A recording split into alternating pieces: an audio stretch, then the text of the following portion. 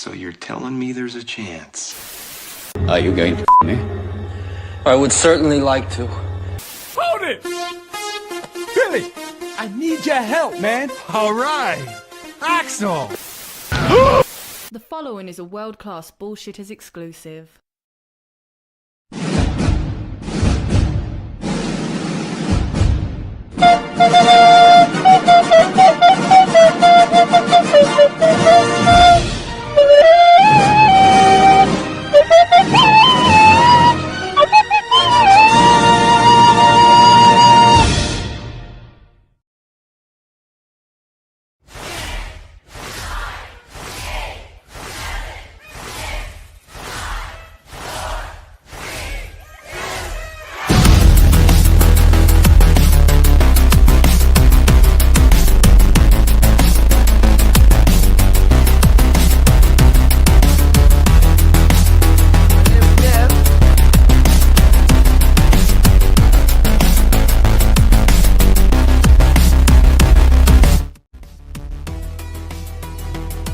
Welcome to World Class Bullshitters, the epitome of pop culture. I'm your host, Jeff Hicks, and with me tonight is America's stepdad, the one, the only, Dion Green. Baby, boys and girls, children of all ages, we are back in at it again, getting to a little bit of trouble, but not ballin' level trouble, if you know what I'm saying. And we gonna jump on some bad stuff. Let's go. Yes, folks, we are going to tackle the world of BS. All things not world class included. But we're not alone. Say hello to American Ramrod coach, Kendo Slice. Glad to be back here on a wonderful Thursday night, returning to the land of hot Vegas, where it is 105 degrees outside. But you know what? There's no humidity. I learned that over the last week. I fucking hate humidity. I can't deal with it anymore.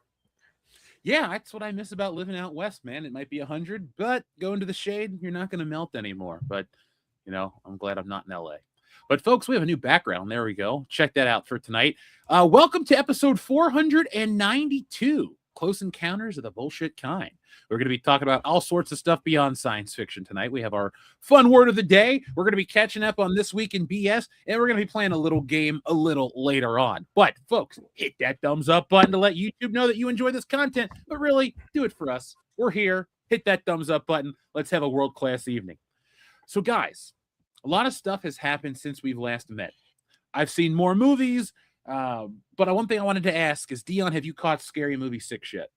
We did not. We ended up we saw Clueless instead this week, so but it's still on. Okay. I would recommend it. I think you guys will like it quite a bit. Nice. Heck yeah, man. It taps into nostalgia the same way that He-Man does, except it's for something that's like 20 years more recent. So right. It was cool. It was funny. I laughed. I don't regret it. Good. I'm glad because the trailers did not look good. No. They the trailers were crap, but it was very like on the nose, but I laughed my ass off. So nice. Folks, welcome in to everybody here. We have Overkill, we have EDM Smacks, Dark Slayer, Enrique Vasquez, Blood Terror, Dark Anubis, Shrebbles 08, Clone Geek, and a whole lot more. So, folks, welcome in to your show. Now, let's play Word of the Day, and then we'll get caught up with everything, because this is a fun one from our friend Shrebbles 08. The word of the day is twant. So, disclosure twant. That was the movie I recently saw. Oof. Yikes. Yeah. Sisterhood of the Traveling Twant. Thin Red Twant. My mother, the twant. Stop or my twant will shoot. Ooh. That's a good one. Black Twant. Black Twant moan. Boss twant. Attack of the 50-foot twant. Twant Goes to Africa. Back to the twant. Mr. Twant Goes to Washington. Yeah. Citizen Twant. That's my favorite one. I'm calling it right there, folks. If you can get through the word of the day, make sure you try to top that one. Or well, Schindler's Twant's a pretty good one. So, ooh, that's a good one too. Yeah. Since we're in Spielberg mode, let's hit up a few more Spielberg movies. So we have The Color Twant. Jurassic Twant. Yeah. Saving Private Twant. Why am I drawing a blank on a Spielberg movie? Because Super Jaws is Twant. one word. 1940 Twant. There you go. E-Twant. The extra Twant. Yeah. Shoot. Oh my gosh. I know we know all of his movies, but when we get put on the spot, it's like I have no idea. I couldn't tell you what a Spielberg. The problem is that he has a couple of them that are just one-word titles, like Duel and Jaws and Twant to Perdition. Yeah. Oh, Minority Twant. Yep. Yep. Dude. Around the Twant in 80 days. Close Encounters of the Twant Kind. If our internet were to cut out, it would sound like you said around the taint in 80 days, and that would be a mighty trip that nobody wants to take. It's like a different movie. Yeah. Well, it's a different movie, Dion, but I guarantee it's going to be better than Disclosure Day. Now, folks, we're not going to spend the whole day talking about this film because it is not worth spending more than a few moments on. Let me give you just the image of this while we talk about it. So, Disclosure Day is the newest Steven Spielberg film, and it's great if you like old Steven Spielberg films because you're able to save money by not watching this new one in theaters because it's essentially Close Encounters of the Third Kind from another perspective, except there's nothing iconic about it, and the acting is... I don't know how Steven Spielberg got these caliber actors to give this level of, like, bullshit performance. It's like nobody on the film knew... Like, everybody knows how to act, but nobody had the heart or the balls to tell Spielberg, like, this script sucks, dude. You hired the guy that wrote the Kingdom of the Crystal Skull to write this alien movie, and it's every bit as bullshit as Indiana Jones and the Kingdom of the Crystal Skull. When I watched, I thought to myself, this is the sign that Spielberg needs to hang it up forever. He has nothing new to add. Art. Yeah, seriously. Like, here, I'll go on camera for that one. I'm not going to hide my face. It is time for Spielberg to hang it up. He has nothing. This is such a slog and a boring movie. The character motivations are dog shit. They're laughable. I'll even pull on the hat of a dickhead critic. It's cliched. You got the angry guy who lost his wife, and he's going to take it out on the rest of humanity for his villainy. Colin Firth sucked ass in this movie. I'm sorry. I don't know if anybody has ever like woken up and realized what a mid-actor that dude can be at times, but watch this movie and you'll realize that everybody can just shit the bed together. Like, Dion, this is like 5 steps above War of the Worlds with Ice Cube. Dude, that is so... I did not think that was going to be the case. That is so crazy. That's one hell of an indictment. Yeah, somebody needs to take Grandpa's keys away is correct. I love Steven Spielberg movies. I will be the first one to tell you I think he's the greatest living director right now.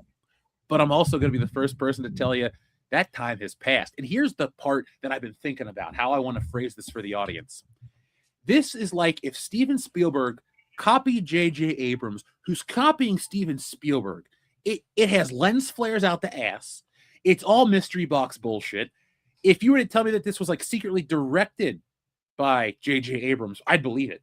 This movie is just such a disappointment. And it's 3 hours, dude. Like, it's all this time to spend watching this movie. And I walked out and I went, oh, I should have stayed at home and made dinner early instead of watching this movie. And he didn't like lean on any of his tropes that worked. Like, I mean, they don't work anymore. Damn. I mean, Emily Blunt is like Rain Man. Yeah, she's like Rain Man. Like, all of a sudden, she's having breakfast with her with Kurt Russell's son. That's her husband or boyfriend. Yeah. And like a bird flies in, and all of a sudden, she can speak Russian. This like bird that she saw unlocked all these like past memories of her life, and she starts speaking foreign tongues, and she can now touch people and like see their past. Like, for example, she gets pulled over by a cop, and she goes, "It's okay, Evan.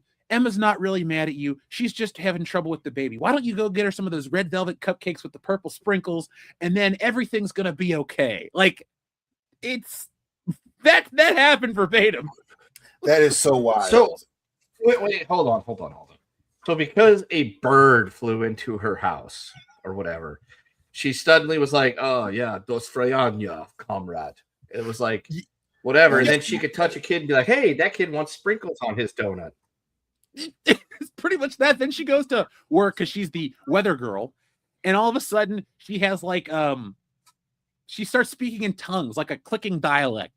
And all of a sudden, and then there's like one dude on the planet who's on the run from the government because he's got all the footage of this alien. Like, he's got all the data ever. He has Roswell crash footage. He has stuff from the 60s, stuff from the 90s, and he's on the run. And like, the government's after him. They have this like psychic rock they touch, and he can like, the bad guy can teleport mentally anywhere he wants. Yeah, and it's got like a time limit thing, like the thing that eventually deteriorates. Was this rated R by any chance? Yes, it is, Kendo. Where's my knife? It's not after dark where you live, so can't have it yet. Oh. Well, according to this, Jeff, this says that this movie is receiving generally positive reviews for its propulsive energy, masterful direction, and a standout lead performance by Emily's Blunt. Well, let me be very blunt right now. Those people have been paid to say that shit because there is nobody that, like, I went on the name of Spielberg. I thought, hey, we always talk about supporting these legends. Let's give the guy a fair shake. He might be an out-of-touch billionaire, but he's still Steven Spielberg. Even in the theater, you could just tell, because there are about like 10 people in there. I'm not going to, judge that because of the time of day, but everybody just kind of like looked around at the end, and then this one guy tried to have a discussion with me about the movie. I'm like, I did not enjoy that at all, and I just walked away. Normally, I like to engage with people, but there's like probably a good thing. He probably been one of those people like, well, you just didn't understand what the meaning of the movie is. Be like, well, they should have made it a little bit better. Well, I feel like Steven Spielberg was just caught up on his nostalgia for himself. It's kind of like how Clerks 3 is like, just Kevin Smith jerking himself off. He's like, I made which I thought that was also Jay and Silent Bob Strike Back, and I hated that movie for the longest time too. He was probably like, let's see, let's make a movie about aliens, but without an extraterrestrial. But let's make it about aliens, but let's like incorporate all this other shit like Bird Box and Stranger Things and all these other stupid fucking things that shouldn't be in the same movie. So hold on, there are aliens. In the climax of the movie, they wheel one out in a wheelchair. Oh, good. It's an old alien. And it like fucking tells her the secret of the universe. See? Okay, so this gives me an idea. Have you ever seen the movie Bubba Hotep? Yes, I have. Ossie Davis and Bruce. Great fucking movie. Great movie. We should make a movie called Wheelchair Aliens. And it's about aliens living. That would be good. It's about aliens living in a retirement community. So it's kind of like Bubba Hotep, except for instead of fighting a mummy that's trying to take the souls of the old people, like, John F. Kennedy and Elvis is in the movie, it's just wheelchair aliens that can predict the future. This is like if Mac and Me was just one character. The kid in the wheelchair, the alien, all the superpowers. I want to make our Mac is in the wheelchair. Mac is the wheelchair. Folks, if you're listening in the chat, we will make that a thing. And if we see it come out anytime before we get a chance to do it, we're going to know one of you bastards stole the idea. We will hunt you down. Oh, speaking of stealing jokes and bits, Scary Movie 6 has the same joke from Stealing Solo 2 in it. I was very like, oh, yeah, there's no way we could obviously have ripped each other off in any way because my book was in print before that movie ever dropped. But there's a scene where they go to pull out a shopping bag and it says Gacy's, and that's in Stealing Solo 2. So I did it concurrently with the Wayans. You did it from a place of, where you think something is funny in a macabre way like that. They did it because it's like, it's a horror movie. What can we do that would be funny? Oh, I know. Instead of Macy's, it's Gacy's. Yeah. Here, see, folks. I had it here on this little bag. I don't know what direction it goes, but there you go. See? So there's the plug. You know what? It just means in Stealing Solo 3, we have to have a Dahmer reference. Deal. We'll have serial killers in every comic book. Yeah. Like one of the stores is like called Bundy's or something.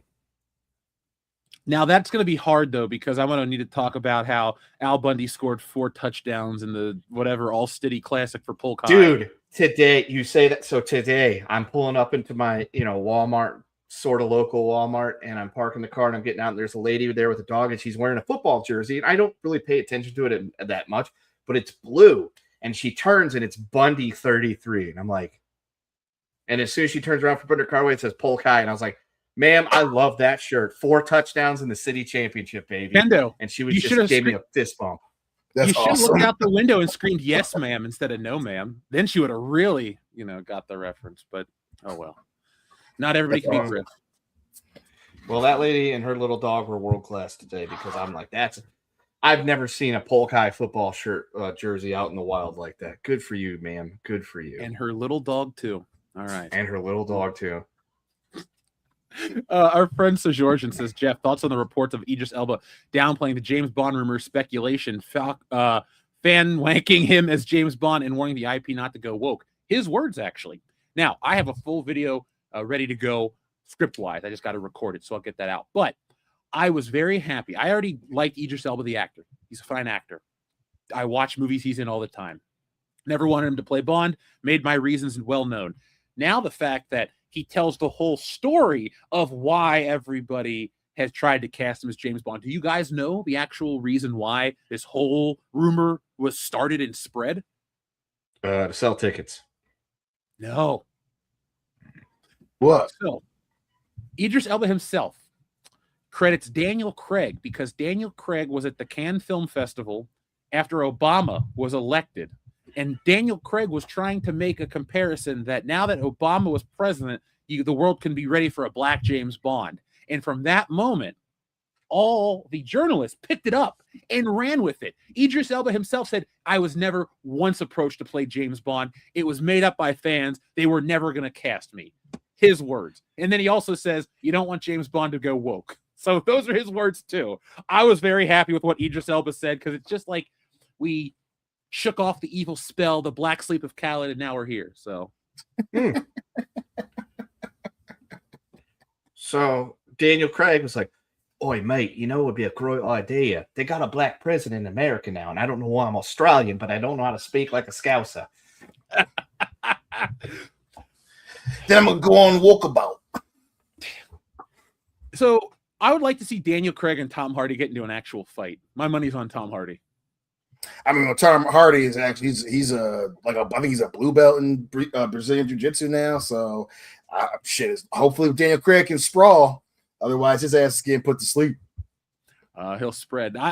Daniel Craig is probably the least manly dude to ever play James Bond. And then the more I watch those movies, the less I like him. So thanks, Daniel Craig. You've almost derailed the franchise in 2 different ways. One with your bullshit acting, and 2 with your fucked up rumors. Like, stop. Your certificate is in the mail, Daniel Craig. Yes. I like Daniel Craig. They just all the crying and shit got on my nerves. What we should do is we should find all these actors that we don't like's legal representation and send them all like world-class bullshitter certificates to see if any of them have a good sense of humor. I feel like we'd have a lot of fun with Seth Rogen. You think he'd bite? No, because he's so like he's got his head so far up his ass. The fact that he has become the thing he used to make fun of, I don't think he's got the same sense of humor. You know why he's changed so much, right? Yeah, because he doesn't want to get fucking the on the bad end of the internet and getting canceled and all that stuff. So because he knew James Franco.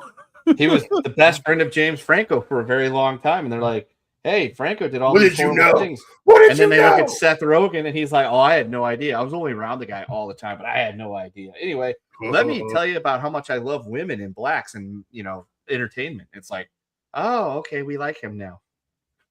Yeah, wasn't he on The View? Isn't like Whoopi Goldberg his best friend? That was his course correct. She's like, look, I can't get canceled as being part of the Me Too against James Franco. What's the one person I could hook up with to hang out with that will get me completely absolved? Oh, I know, Whoopi Goldberg, because Jimmy Kimmel's not available this week. Fucking Teflon Rogan.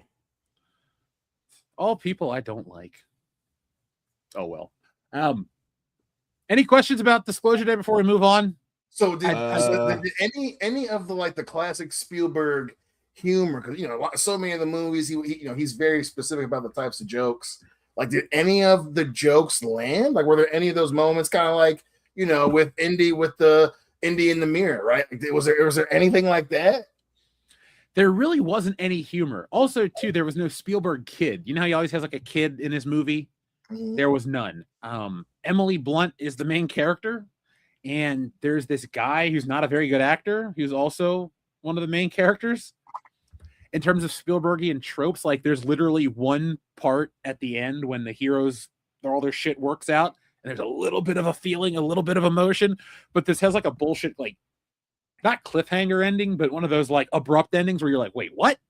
And that's supposed to like make up for this garbage movie.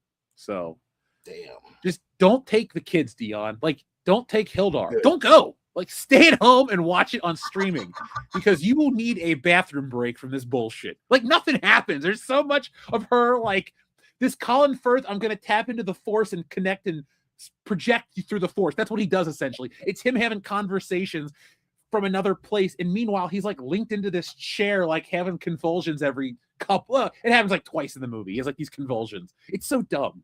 Like, it's too serious for its own good. Damn. That's it. Damn, that is so depressing. Yeah, well, do we want to move on to something a little less depressing, even though it's more depressing to some people? Yes. I mean, yeah, if you think you got it all, if you think you got everything out describing the movie, sure, yeah. I don't think there's anything I didn't describe besides like the exact series of events after the fucking Cardinal. Like, oh, also, this, I think, if you were to say, what is the craziest take you could get from this movie? And I thought about this for a minute, and then I read somebody online talking about it too. It seems like it's trying to not prep you for like what's actually coming, but it's a movie about like a war in the Middle East, and like to keep people distracted, then aliens show up. So it's kind of like what the shit people say on the internet. What's happening right now, technically, Yeah, through the like conspiracy lens. That's pretty much it. Were like, any files referred to in the movie? Ooh, they didn't start with E. They didn't start with E, but no, we actually didn't see any of the elite class in this movie. This was a working man movie. They are one of us. So the aliens are coming just to hammer us blue collar folk. Okay, good to know. Us middle class people are the ones that are going to get jackbooted by the aliens. Sadly, the aliens don't get to do anything because the government is the bad guy of this movie. So, well, I mean, bad guy of the movie, maybe real life, tomato. It's E.T. essentially. Like, remember how E.T. goes pasty white at that one part in the movie, and the alien and the government's got him in that like tube or whatever, and you're like, no, E.T. don't die. Like, you basically watch footage of the government do that to like Greys, the real ones, a bunch. So I guess it's supposed to like pull at your heartstrings. But it's all shitty CGI, so I don't know. That's like the world's worst critic, but this movie sucked. I'm sorry. Well, I mean, it's good to know that this movie clearly had a purpose and knew what it was doing. I mean, is that what you want from all classic film? I don't even know. I got no frame of reference here. I'm just going off and you tell me that was War awful. of the Worlds. Like, he's got this one scene, you're like, oh, this is just like War of the Worlds. A better movie I'd rather watch. Like, Spielberg should stop making sci-fi. Maybe like another period piece, another Amistad, something like that. Yeah, no. Let's stay away from the period pieces. I think what's the fact that we're fucking living in one. Try. Can we have some fun, Steve? You know what, Steve? Actually, you know what? Why don't you just take some time off permanently, and we'll leave the fun movies to people who want to make them. You know what I'm saying? Because you're killing me, Steve. I mean, I got an idea though. Jeff mentioned, Amistad. Oh. Well, we were teased Amistad 2 by the Wayans brothers. Maybe Steven Spielberg and Keenan Ivory Wayans should collaborate and make Amistad 2. I'd watch that. Yeah, I know about that one, champ. And John Williams should do the score. Look, they wasted John Williams. This music is just kind of like you yawn and forget about it. So, good sir, Mr. John Williams, please retire and enjoy the rest of your life, but stop scoring Spielberg movies. I don't think you care anymore. Like, that was phoned in too, dude. So, really? Yeah. It makes you feel old because we're not even the Spielberg kid generation. We're the generation after that. Like we grew up with that shit on videotape. It serves as a reminder that Spielberg has like I said, become a parody of himself. He's self-referential, and I would love to see Spielberg make a Zack Snyder style film. I think he actually has one more movie in him, a Zack Snyder epic. He should finish Rebel Moon. Shit. Well, you see what Spielberg said about Bond? Oh, how they wouldn't pay him? Well, he was saying that he had been asking, and a couple times, either they just ignored him or what. But then he's, after seeing it lately, he said if they asked him that they couldn't afford him. Is that part he said verbatim. Even if they asked me, they couldn't afford me. I was It's funny. Damn. So he wanted to make one really bad, it seems. Well, yeah, that's how Indiana Jones got created, because the story goes that he and Lucas are on a beach because George Lucas was afraid Star Wars was a flop, so they go on this vacation together, and they don't know how Star Wars is going to do. And Spielberg is expressing his displeasure that he can't get a Bond movie, because this is after Jaws, biggest blockbuster ever. And Lucas goes, I got something better than James Bond. So that's where the Indiana Jones thing comes from. But, I don't really think a Spielberg Bond would work. A lot of people look at it as one of those great missed opportunities. I kind of look at a Quentin Tarantino Star Trek as a bigger missed opportunity than a Spielberg Bond. What's he going to add? Spielberg isn't that kind of director. Like Christopher Nolan would work. And what would Spielberg bring in the 70s? They were going for a Star Wars direction. So you got Moonraker. And then in the 80s, one dude directs all of them. And Spielberg's off doing his own thing. And then in the 90s, Martin Campbell fixes it up. So I don't think Spielberg would actually ever fit in a James Bond window either. I just think it was good that he missed out, because it would have become his movie, and I don't think his movie fits a James Bond movie. Interesting. Yeah, that's a very the timeline is very interesting. Especially early Spielberg. I think especially if you wanted to see a Bond that was a hell of a lot closer to a serial adventure or something, I think that would definitely be the vibe. If I could choose any genre that I did at one time really want to see Spielberg take a swing at, it was definitely at one point the superhero genre for sure. Because I think he definitely is a lot more fit for that type of adventure storytelling. But I don't know, man. It would have been very interesting to see that Spielberg lens and specific press towards the adventure part for James Bond. That would have been interesting, especially if it would have happened, in the 80s. It could have saved us from Octopussy. So maybe we did die. We missed something great, because Octopussy stinks. Our friend Enrique Vasquez, who's been a member for 40 months, says, Kendo, it's D-Day +5. Did you watch SPR or another World War II movie? Are you guys excited for the new Ocarina of Time? Yes, I am. What did you think? Do you think it'll have voice acting or text? All right, let's break this down for Enrique. Kendo, did you watch Saving Private Ryan for D-Day? I did not. I did absolutely nothing for D-Day. Because I was very busy last week and was driving cross country and taking care of a bunch of stuff. I can't even remember. Let's see, D-Day was what, Saturday? What the hell did I do on Saturday? I don't know. I'll look at my timeline. But no, I didn't watch any World War II movies or Private Ryan or any of that stuff for D-Day. It never really even occurred to me that it was D-Day until about noon, when I looked at Facebook for the first time in a week, and people were like, on this day. And I'm like, oh shit, it is D-Day. How about that? And that's kind of it. I know I'm a terrible American. I'll make up for it on the 4th. Patrick, what? Go away. He's patriotic, man. He is, because he better be, because I bought him a Bucky's, Independence Day 250th celebration shirt to wear on 4th of July. So did you get him the Jeff Goldblum one or the Will Smith one? The Bucky's one. So new Ocarina of Time. Yes, I'm excited to buy that game for the 4th time.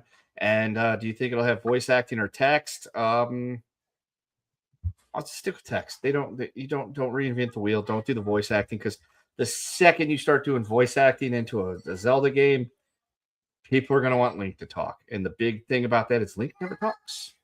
Yeah, but Breath of the Wild is fully, or Tears of the Kingdom as well. They're fully voiced.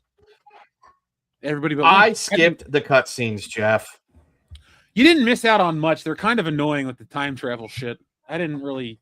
I'm not There's interested in the cinematic experience of the game. I'm there to whoop some ass, gain some skills and some stuff, and then to beat Ganon and shove the Master Sword right up his ass. That's the whole point. Duh. That's what I was born to do, and that's what I'm going to do at the end of this year. I hope this Zelda Ocarina of Time remaster is a huge hit, and I hope it comes out really close to GTA and makes GTA look silly. I'm not saying it's going to hurt GTA where they like lose money and go, oh, we shouldn't have went up against Nintendo, but it would be cool if Nintendo's like, you think this is the biggest game ever? We own the biggest game ever, and it's back. You know, just something ballsy. It'd be fun to watch. I love when companies fight, not this, internet bullshit. I hope that it's the exact same game, just a few, what do they call it? The quality of life upgrades, makes it look nicer, and just do that. Please do not gimp the water temple because people think it's hard. I was able to get completely hammered one night and could run the water temple with no problems whatsoever. And Jeff knows my drunken video game playing ability. So yeah, take my word for it.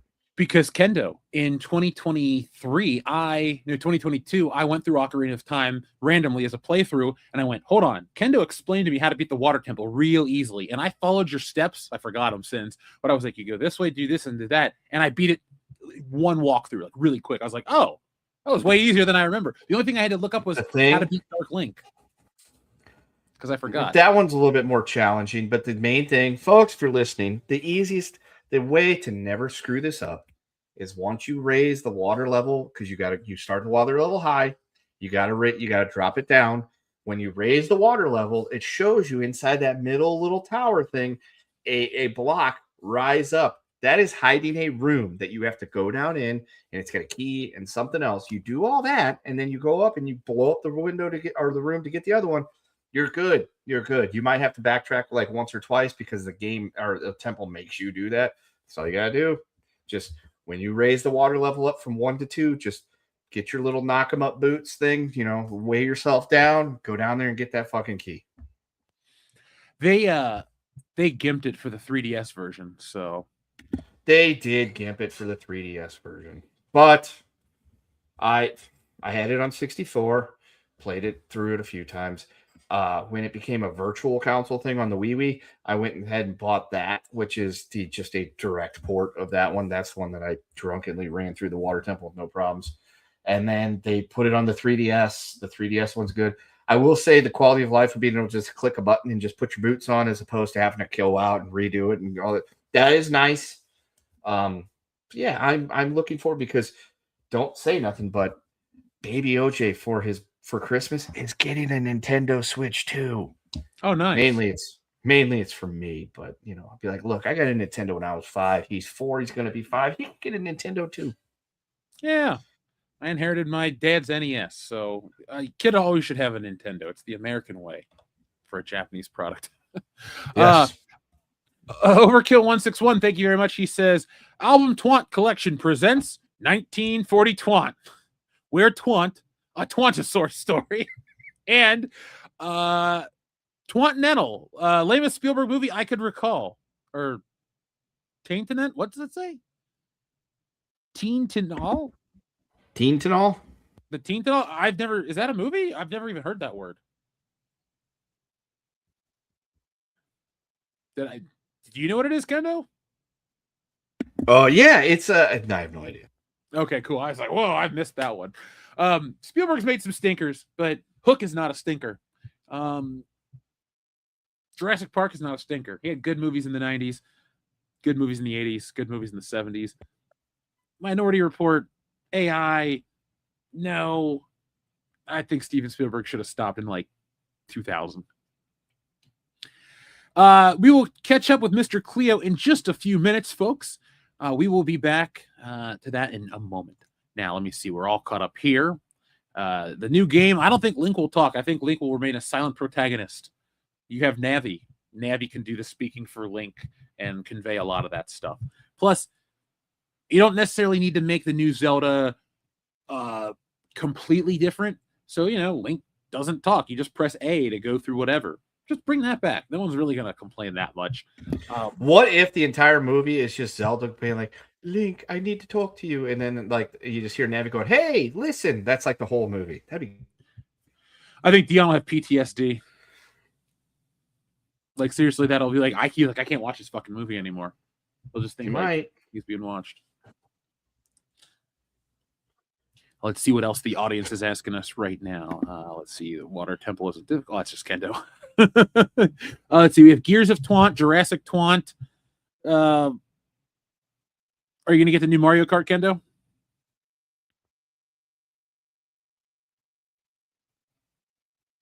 Oh, he's muted. Oh, sorry. Stupid me. Eventually we'll get the new Mario Kart. It's not going to be high on the list. The Ocarina remake will be high on the list. We got Mario Kart 8. I bought that game twice. Once on Wii U, once on Switch. He plays that. He likes playing Mario Kart 8. He's not very good at it because he's 4. Maybe that's what we should do tomorrow. I should just pull up the Switch and be like, I'm going to beat your ass on this game. But then again, he'll be at the back the whole time. He'll probably just keep getting fucking blue turtle shells and bombing the shit out of me. So that's all right. End of the day, I've got the height, weight, and reach on the kid. For now. Yeah. Dion's been surpassed. It'll happen. Yep. Luckily, he's still soft his baby shit. That's why when I get married, I'm going to get a woman who's like 5 feet tall so the kid isn't like a giant. Because so like me. Yeah. Go your route. Make a small child. It'd be easier on the wallet for food. Our friend Layden Swallow says, did you play the version 1 or version 2 on the N64 with alternate tempo music? Hogan, heavy breathing, please. I had version 2 without the, was it the Arabic chants or whatever, or the original one? Mm-hmm. Yeah, I had the first one. So I got the game in 99. So April of 99, I'm sure the second revision was already out. Unless it's in the first revision. I don't really remember. I just know when I got the game. And it was great. Here is your... Now, I'll tell you this, too. My last playthrough was 2022, and I did it in record time. I've considered trying to, do the speedrun of Ocarina of Time, but all those dudes know how to glitch and, bounce through walls and crap, so I've kind of given up on I don't like that. To me, that's cheating. I mean, I get it. It's by any means necessary. You're doing it within the game's whatever. But for me, I want to see somebody speedrun it by beating everything, going through it the fucking hard mode way. And I got to run here. I got to fucking tell that guy, no, I'm not buying your beans. Oh, shit, I do have to buy one of your beans so I can get to the damn platform. That would be, to me, that's the cool speedrun way of doing it. You do the things you need to do in order to get to where you need to be without glitching through the walls. But the last time I played through it was last year. That was my version of White Boy Summer last year, which was sitting there with my 3DS playing through, trying to 100% Ocarina of Time and Majora's Mask. I guess my White Boy Summer will be playing through GoldenEye. That's 45 minutes, so no. I'll go back to playing SmackDown. Anyway, here's your button. And do all the.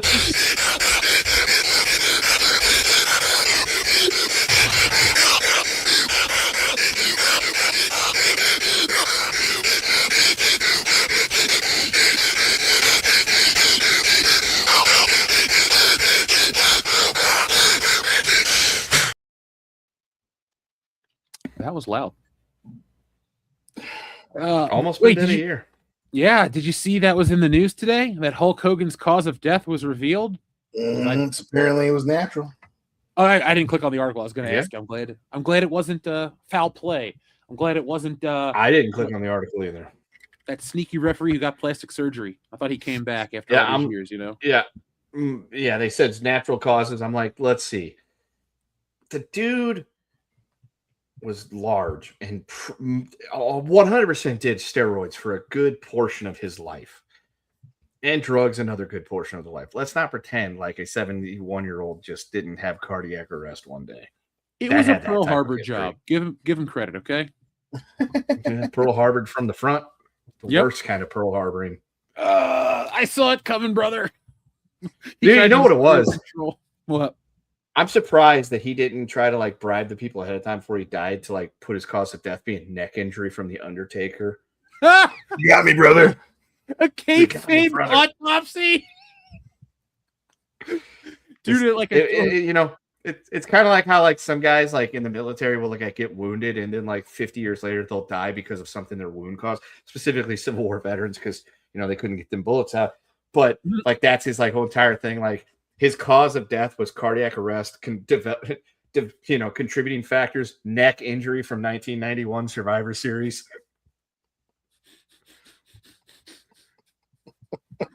I really wish just to try to fuck with the Undertaker last time. Just to one last time. See, you got me, brother. It's my fault. If you didn't hurt my neck, I wouldn't have got cardiac arrest 35 years later. I just want somebody to go to his gravestone and engrave "It's not going to work for me, brother" on his gravestone. That'd be the greatest thing ever. Oh, real quick. Speaking of wrestling, Brian Cage, Chavo Guerrero, and somebody else are in Disclosure Day. Really? Yeah. That is hilarious. Yeah. Ooh, it's Chavo. They play themselves. So there's like a wrestling scene in the beginning of this movie, and it's those guys. I was like, wait a second. What? Yeah. I mean, if it would have been like a random scene, I wouldn't say I would pop for that, but I'd be like, hey, it's Chavo. I liked him best when he was a white guy. Yeah. If it ain't white, it ain't right. I unironically cheered for Kerwin White. Oh my God, that was so fucking funny. So I think what we should do is go to a con and dress up as the Mean Street Posse. But if Chavo Guerrero's there, we should go up to him and tell him we're all dressed as different versions of Kerwin White and see how he reacts to that. And just start snapping our fingers to the song. I feel like he would get the joke. I feel like he would laugh about that. He got the joke 2 years ago. It's true. Yeah, he went all in, damn it. Yeah, Chavo strikes me as somebody that gets it. Yeah, you got to please Vince McMahon. Hey, that happens. Chavo Classic did what he had to do. I'm gonna make you a white guy. Okay, Vince. And then you're gonna be driven around on a golf cart with a male cheerleader. All right, Vince. But why? What do I do? Like, do I just pay? Be me, pal. Just be white. Okay, Vince. I like how frozen Kendo is. I know, talking it perfectly. What do I do? He shot it. Oh, it came back. Damn it. Wait, there's a conspiracy theory about Chavo Guerrero being a hitman for Vince McMahon. What? We need to look into this. That's got to be a recent one. I don't remember hearing about that. Hey, am I remembering this right? Did we say that this week's episode was going to be My Immortal, or is that in the future? I think it's in the future. I don't think it was going to be this week. I'm not ready for that. Yeah, emotionally, that's a different whole place to go. I just like how the original phrase was emotionally, that's a different hole. That was what you said initially. I don't know how it could be emotionally a different hole, but whatever. Any hole's a possible hole, brother. Well, old Fox says, yeah, brother. So he's willing to do the job. Wait, hang on. So wait, because I had to refresh. There literally is a conspiracy theory that Chavo was a hitman for Vince that took out Eddie and Chris Benoit. Bang, bang. So, okay. Style. All right. So anytime somebody puts a conspiracy theory out there, my first thing is, who benefits from this? So how does Vince McMahon benefit from one of his top wrestlers dying, and then another one of his well-known wrestlers dying after murdering his family? Listen, if I can't have him, nobody can have him. Was it? Yeah, damn it. Was it? Okay, you know what? I get it now, because the ruthless aggression era was going just fine, but he saw that John Cena would be a PG champion to make him even more money, selling his fruity pebbles and his hustle and loyalty and respect, and not seeing shit. So Vince is like, God damn it, Chavo, here's what you gotta do. I need you to kill your fucking Uncle Eddie. I think he's your cousin. Never mind. God damn it. Just brother. A shot to the heart. You gotta kill him. And Kill him then now, damn you it! gotta go to Benoit's house. Yeah, god damn it. You gotta go to Benoit's house. God damn it. And then what You gotta take You everything. gotta beat Nancy to death. It sucks.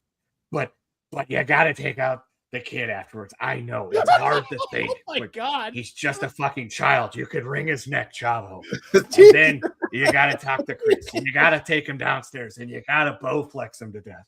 But god damn it, brother. Think of it. All the chocolate titties that you could ever muster.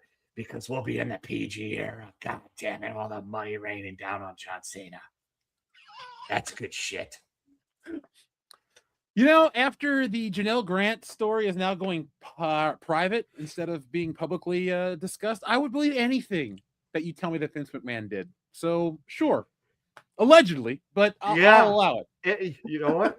If it comes out in some kind of disclosure document that he pulled Chavo aside and said, I need you to kill your uncle/cousin or whatever, and you need to kill Benoit and his entire family because we're ushering in the PG era to make even more money off Cena, I'd be like, that's something I could see Vince doing. I can't see Chavo going along with it because that just seems a bit weird, but okay.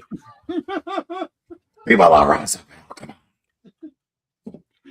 Yeah, I just want to know if the conspiracy is real, what cut did Chavo get from all the merchandise? Because Vince has to pay. That would have to be a somewhat huge cut. Yeah.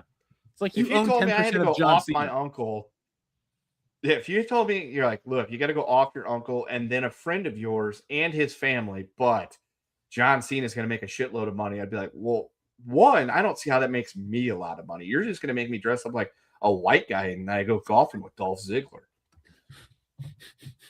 Hi, I'm Dolph Ziggler. Yeah, when you break it down, it makes no sense whatsoever. I think we've spent more time discussing it than the people who came up with theorizing it. But, yeah, but you know what? It's got more credence than the people that think fucking what's his name killed Benoit. Kevin Dunn? Why can't I think of it? Or Yeah, Kevin Sullivan. So it's a Kevin. Now, I mean, friend Bucky Goku Beaver might have done it. I can believe that. He killed a little bit of wrestling. Our friend Goku McDuck says, hi there, long time no see. Been wanting to post of this, and the World Cup just started today. I would have loved if the Superdome, Allegiant Stadium, and Michigan Stadium had been World Cup venues. Arrowhead is meh for it. I'm not a big fan of Arrowhead in general. I've been to Anaheim. I don't love Anaheim. Now, if it was up at the Michigan Stadium, Dion, I know it's not at Michigan State, but if the World Cup was at U of M for like $30, would you have gone if I drove up? It won't be for $30.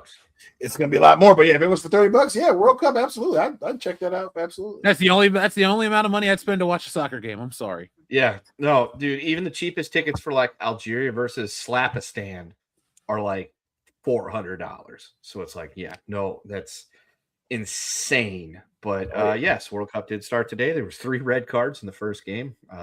There you go. And Arrowhead is fine. It is a fine venue for watching sports. I've been there many times. It is a very fine venue for watching sports. It is a little dated. It does need to be, replaced at some point. But here's the part I don't get. Allegiant Stadium right down the highway can seat a lot of people. Probably more people than go to Raiders games. But they didn't pick Vegas for some reason. I don't understand why, because like a year or two ago, some like World Cup qualifier games they put down there. They could say, well, it's going to be really hot during the summer. Have you been to Kansas City during the summer? Yeah, it's hot and it's humid and miserable. So you could at least be inside. Maybe that's what it is. Like, we don't want to be in a dome stadium, but I don't know. Fuck it. Whatever. They had WrestleMania 2000 there. That's the only Go USA relevant venue. The quest to the first round knockout starts now. Yeah. Well, Mexico won, so that happened. Are you going to watch World Cup this weekend? I am not. I have literally many other things to do. I'm watching the Freedom 250 UFC card, brother. Oh, is that this weekend? Yep. Oh, shit. I won't be watching that either. Is that on Paramount Plus? It is. Should be. I have to go to an old person's birthday, so probably I'm not going to be able to watch anything. Well, yeah, get them in. It could be one of their last ones. I hope it's not his last birthday. Yeah, be like, look, hey, this could be your last 4th of July, so let's watch this. Well,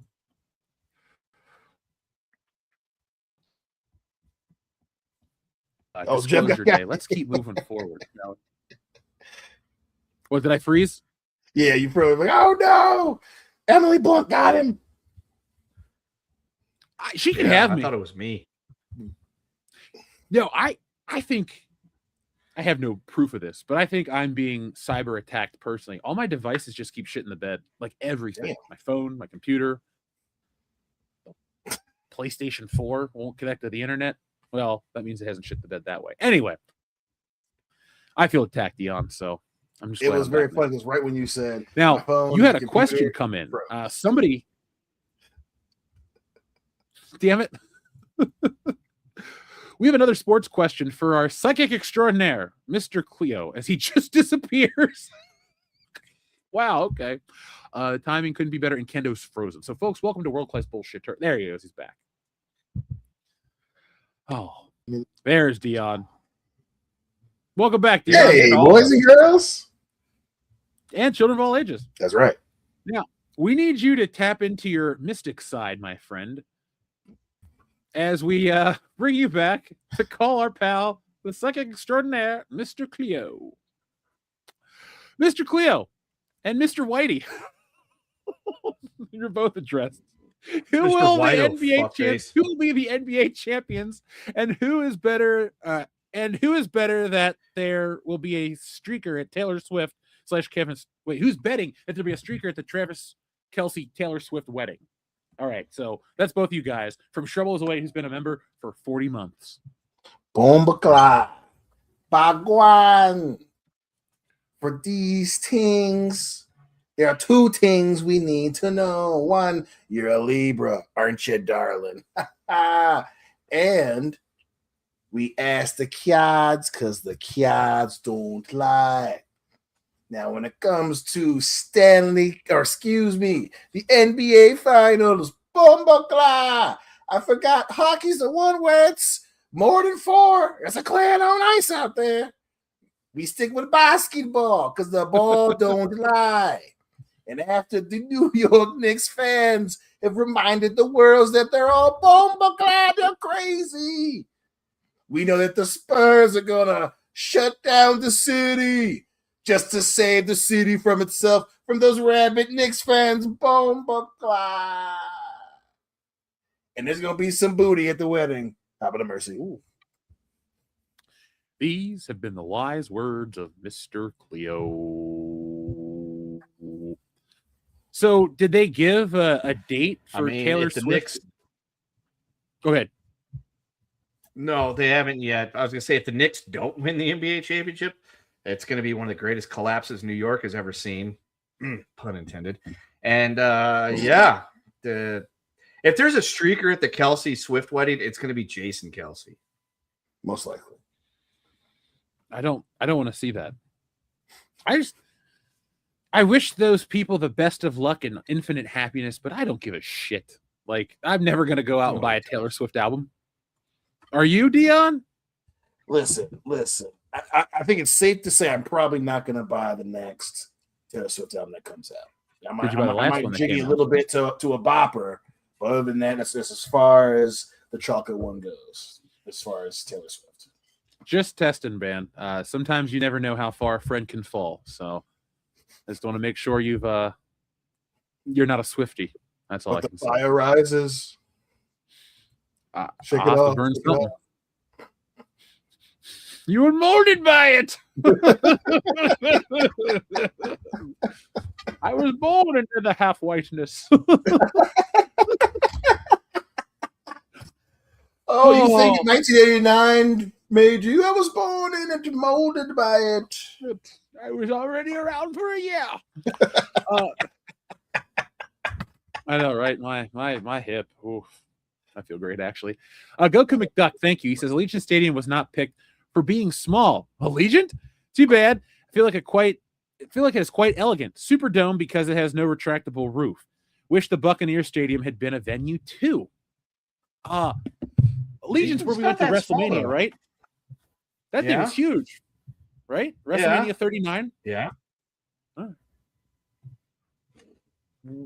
Is it like the approach is too small to the venue? Because I feel like if WrestleMania can be hosted there, it has to be able to host that soccer. I feel like it was just indoor. I think that's the main thing is it's indoor. Like the roof is fixed. It's like not opening or anything. I think they just went. I'd have to look at the venues. I don't think they picked any fucking covered roof stadiums. Roof covered stadiums. I'm gonna look right now. Interesting. Hey Google, give me a list of the World Cup venues. I had it on for a brief second because I'll be honest, I had Peacock on. It said HDR. I was like, oh, I wonder how good the picture quality will be for the World Cup. So I tuned in, to check out the picture quality on the World Cup. I'm that guy. Nice. Didn't watch. It's not that because they're at the SoFi Stadium. They're at Jerry World, Mercedes-Benz Stadium, Atlanta. Dion, does that one open up? Yep, that is also known as Megatron's exit porthole. Oh. Yeah, so that one doesn't open up. Levi, Lumen, the Link. That's not the same as the Atlanta Dome, is it? No, that's not the same.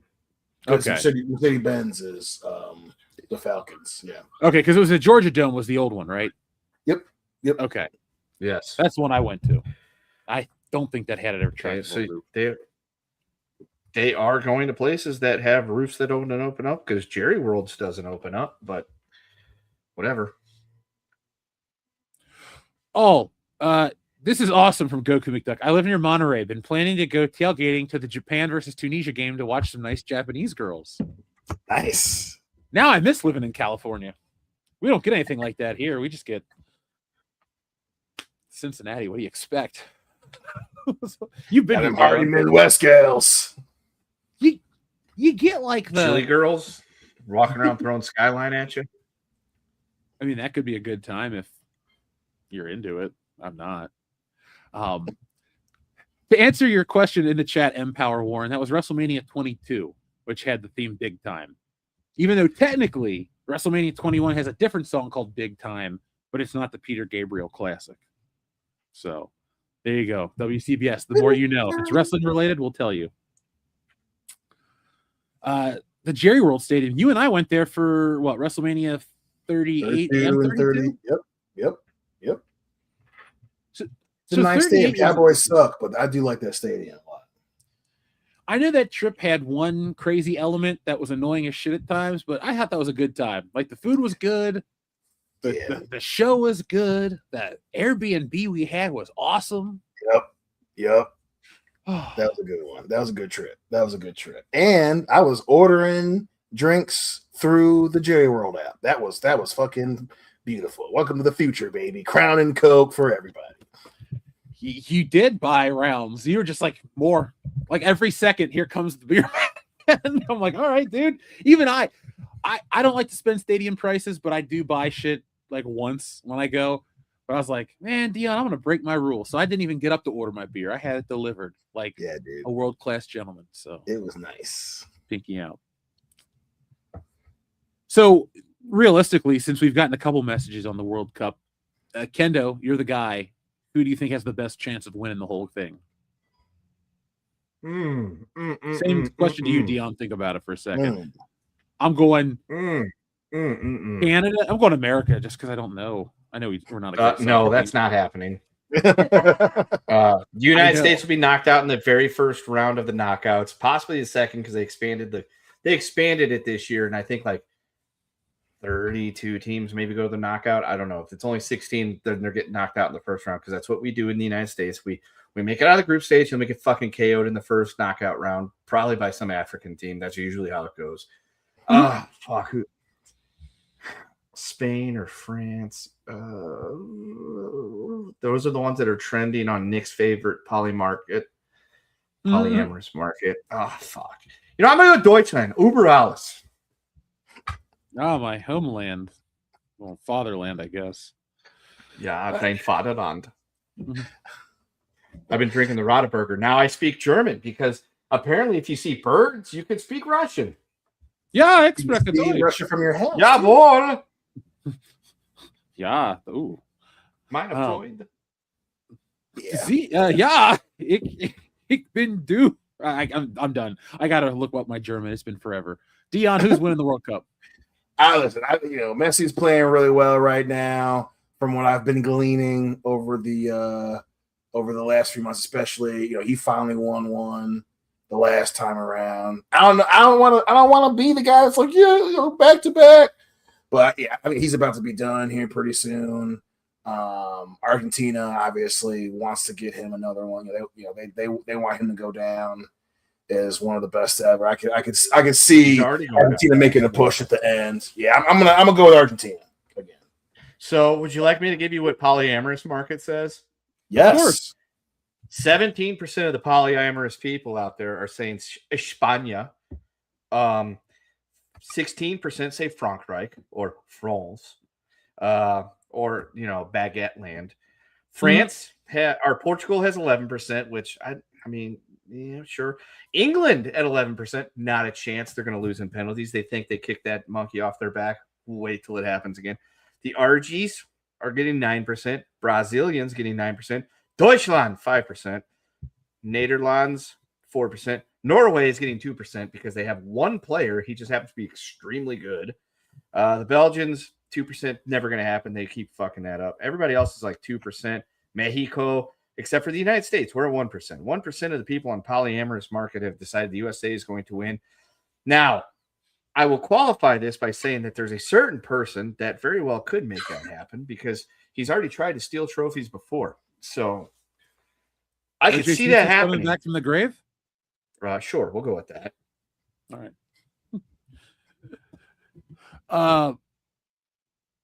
Sorry, I was just trying to catch up with the chat.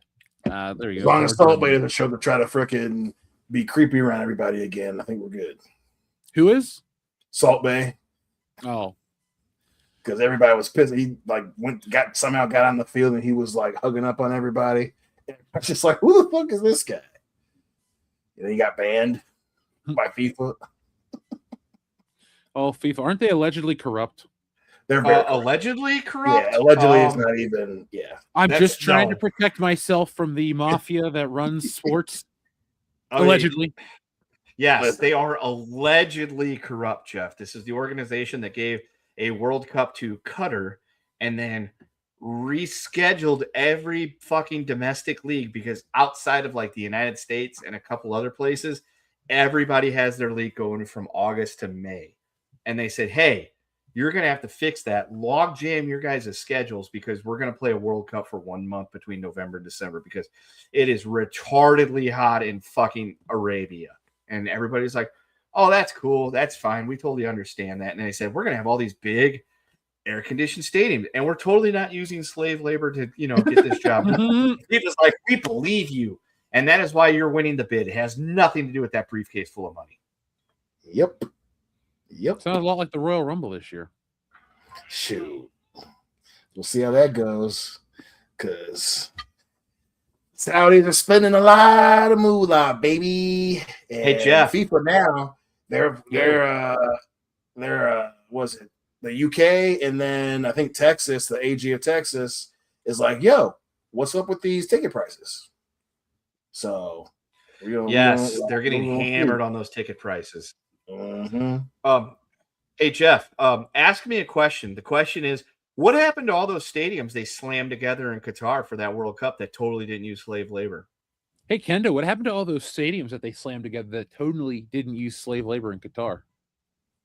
They've all pretty much been abandoned for the last 4 years. Like there was one that they built out of shipping containers, and there's a channel I like to watch where this guy goes like these really cool ass far ass stadiums. He went to Qatar or Qatar, however you say that fucking Durkadur place, and he went to the shipping container stadium. Apparently, it gets used every now and then, but they slammed together like 10 stadiums and totally didn't use any slave labor. Nobody fucking died or was worked to death making these stadiums at all. And yeah, they got them done right on time for the World Cup, like barely. Like it was kind of like when Star Wars Episode 9 came out and they had the trailer come out like 3 weeks before release and it didn't have a rating. That's what these stadiums were. And then they stopped using them. But no slaves were used or died in making those stadiums at all. They just got really big boo-boos. Got it. Yep. All And on they the totally up and up. got taken Everybody care was of. paid. Yes, everybody was paid. Everybody was treated fairly and humanely. No one died. There was whatever you do, please, folks, if you're listening to chat, do not look up the labor force that was used to build the stadiums in Qatar. Please don't. Don't do it, man. You've Don't been do it, warned. because you're going to be disappointed. You're going to find that they were never used, slave labor, and nobody died. Allegedly. They're all happy. They'll give you the official story. Just call them up. They're all easily accessible. So leave it be. Goku McDuck, thank you very much. He says, at times I see Messi to Infantino as what Sean was to Vince. Guys, who's Infantino? Because there's a comic artist named Infantino. That's who I think of. And I know it's not the same guy. He's dead. I think he's the CEO, the FIFA president. Oh, Yeah. okay. Yeah, Jeff, off air, I will give you another bit about Messi. He's a great player. Don't get me wrong. But he's won an awful lot of Ballon d'Ors in years he probably shouldn't have. And there's other connections as to why that might have happened, but we're not going to get into that. Oh, okay. I see what you're listing for me right now.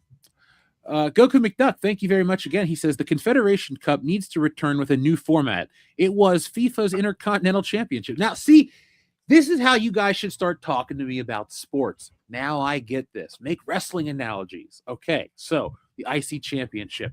Yeah, that's an important belt. Like when Shelton Benjamin didn't defend it at WrestleMania for all those years. Kind of took the luster away from the title. So I get where you're coming from. Would you guys watch more soccer? Or do you watch more? I know Kendo does. Dion, you're just kind of an all sports man at this point, right? Right. I mean, yeah. I listen. I am, especially Kendo and I. I'm a big tournament guy. Tournament format in general. No matter the sport, that shit is the best way to concentrate your talent. And yeah, stuff like that. As long as if they were to bring back the Confederations Cup, just don't do with that what the NBA is doing with the Emirates Cup, because that shit is just so stupid and nobody cares about it. But yeah, you gotta do obviously. It'd be different. The format's different, obviously, for football. But yeah, something like that, I definitely would enjoy that. I love tournament playoff format. That's the best thing. Of sports. The Confederation Cup was great because it was like the World Cup host and the top, team, whoever won the Confederation. There's 6 of them. Their trophy, or is there 7 of them? No, it's the World Cup. I think it's the World Cup champion, the host, and the 6 Confederation winners. And they would play like a round robin tournament, 2 groups, knockouts, all that stuff. That was great. But FIFA decided to go another way instead of like the Club World Cup like they had, which nobody cared about unless your team won it. And they expanded it because money makes the world go around. Just like Wu told me, cash rules everything around me. Dollar bill, y'all. That's FIFA. FIFA's all about them dollar bills, y'all. Mm-hmm. Oh, it looks like YouTube is not letting our friend Goku say what he wants to say. We still see out there, man. Thank you for everything you've been able to get through. And now I understand soccer better. So thank you, too. Dion, from now on, seriously, when I ask you a question about UFC, you make a wrestling analogy. You're like, if you tell me like this dude is like the D'Lo Brown of his division, I get that. I know who he is. He was a great worker. Yeah, he was. D'Lo is very underappreciated in the paint. Hey, I still say he's the best European champion.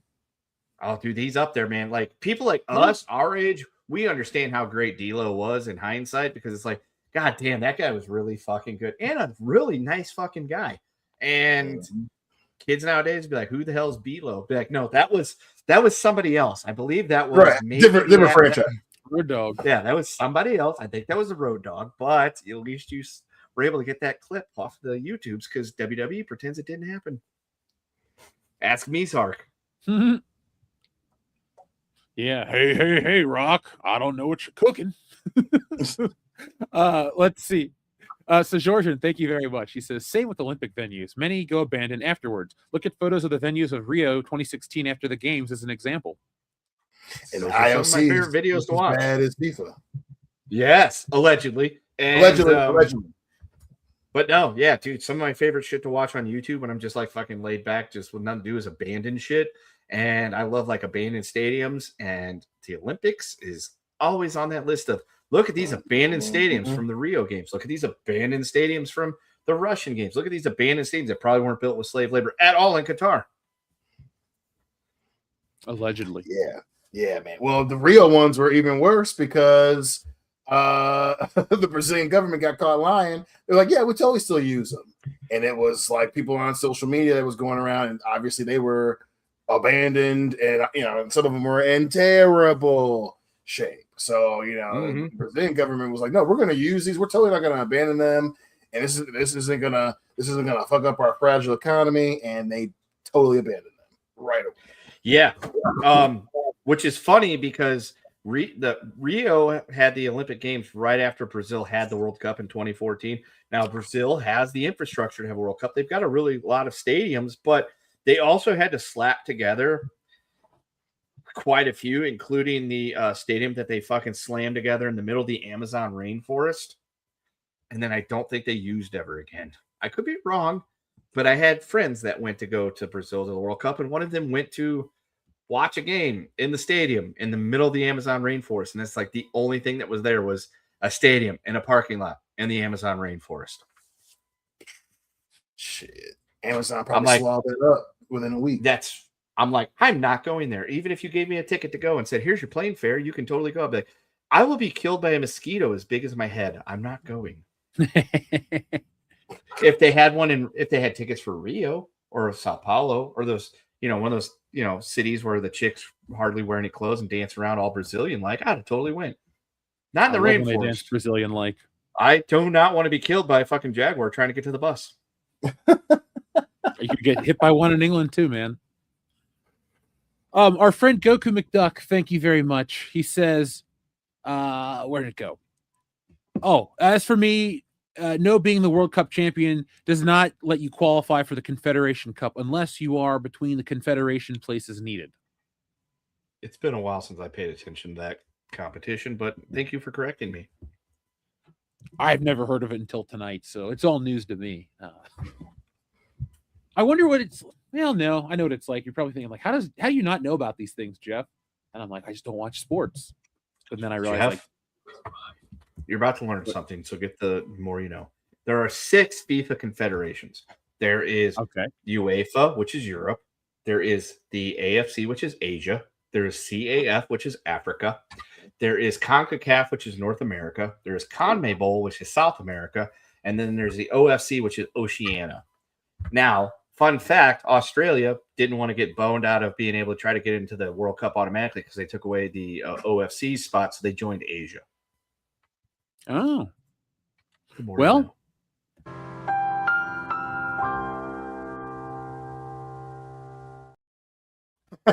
That was good. With our old ass logo. Can all be former bullshitters, folks, in the chat? Send us an email to info@worldclassbullshitters.com with your response, and we'll send you something back if you're right or wrong. We'll come up with a digital no prize, just like Stan Lee used to. Can I enter that competition to name all the old bullshitters? Sure, I don't know what you'll win, but you might win something. Apparently, it's fun to show. That didn't sound dubious at all. No, that sounded like completely on the up and the up, like FIFA. International Olympic Committee. We got the next president of FIFA over here with that using that language.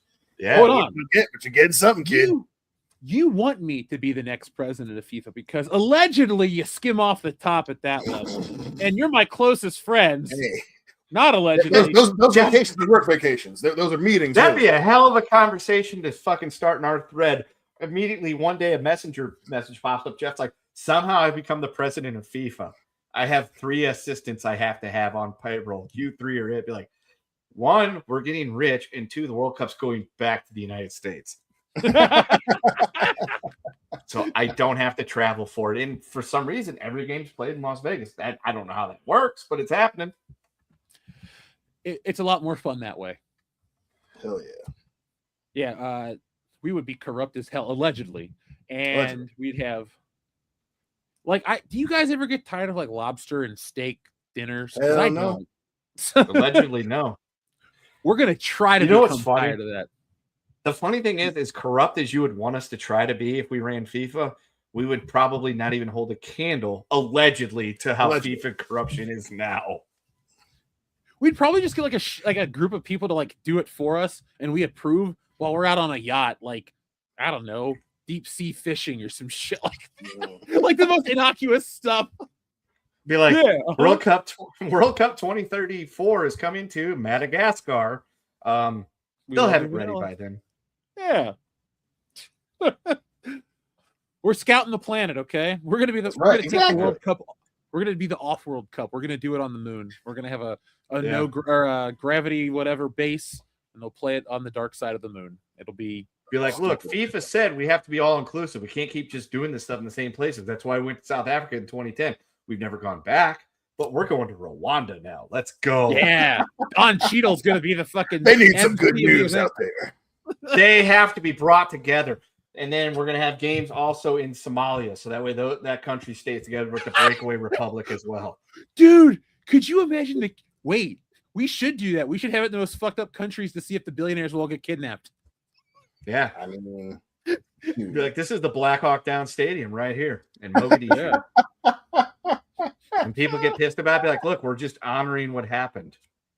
that's right.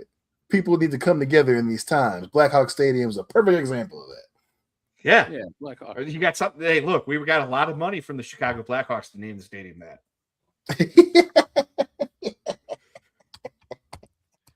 Hell yeah.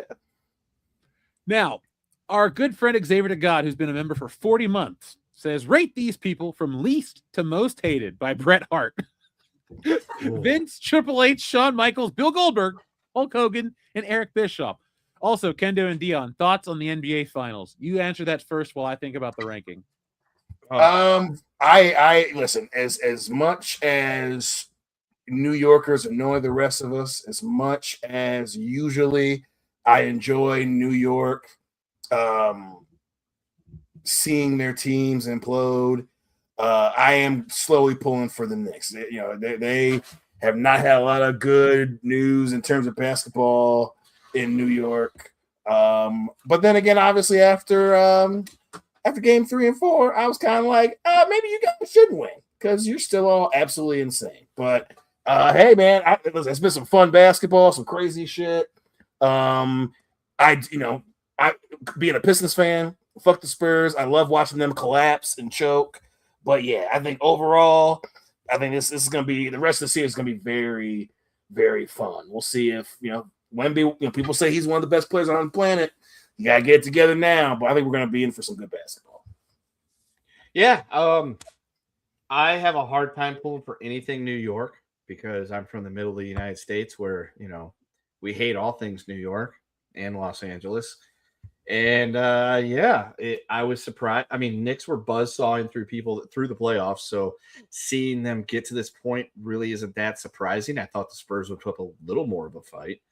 I am currently distracted by the fact that my new hometown team is now losing 3-1 in Game 5 of the Stanley Cup Final, going into the end of the second period. But yeah, it's not surprising because of what the Knicks have been doing. But I don't want. My whole thing is, if the Knicks win, it's like the first time they won since the Carter administration.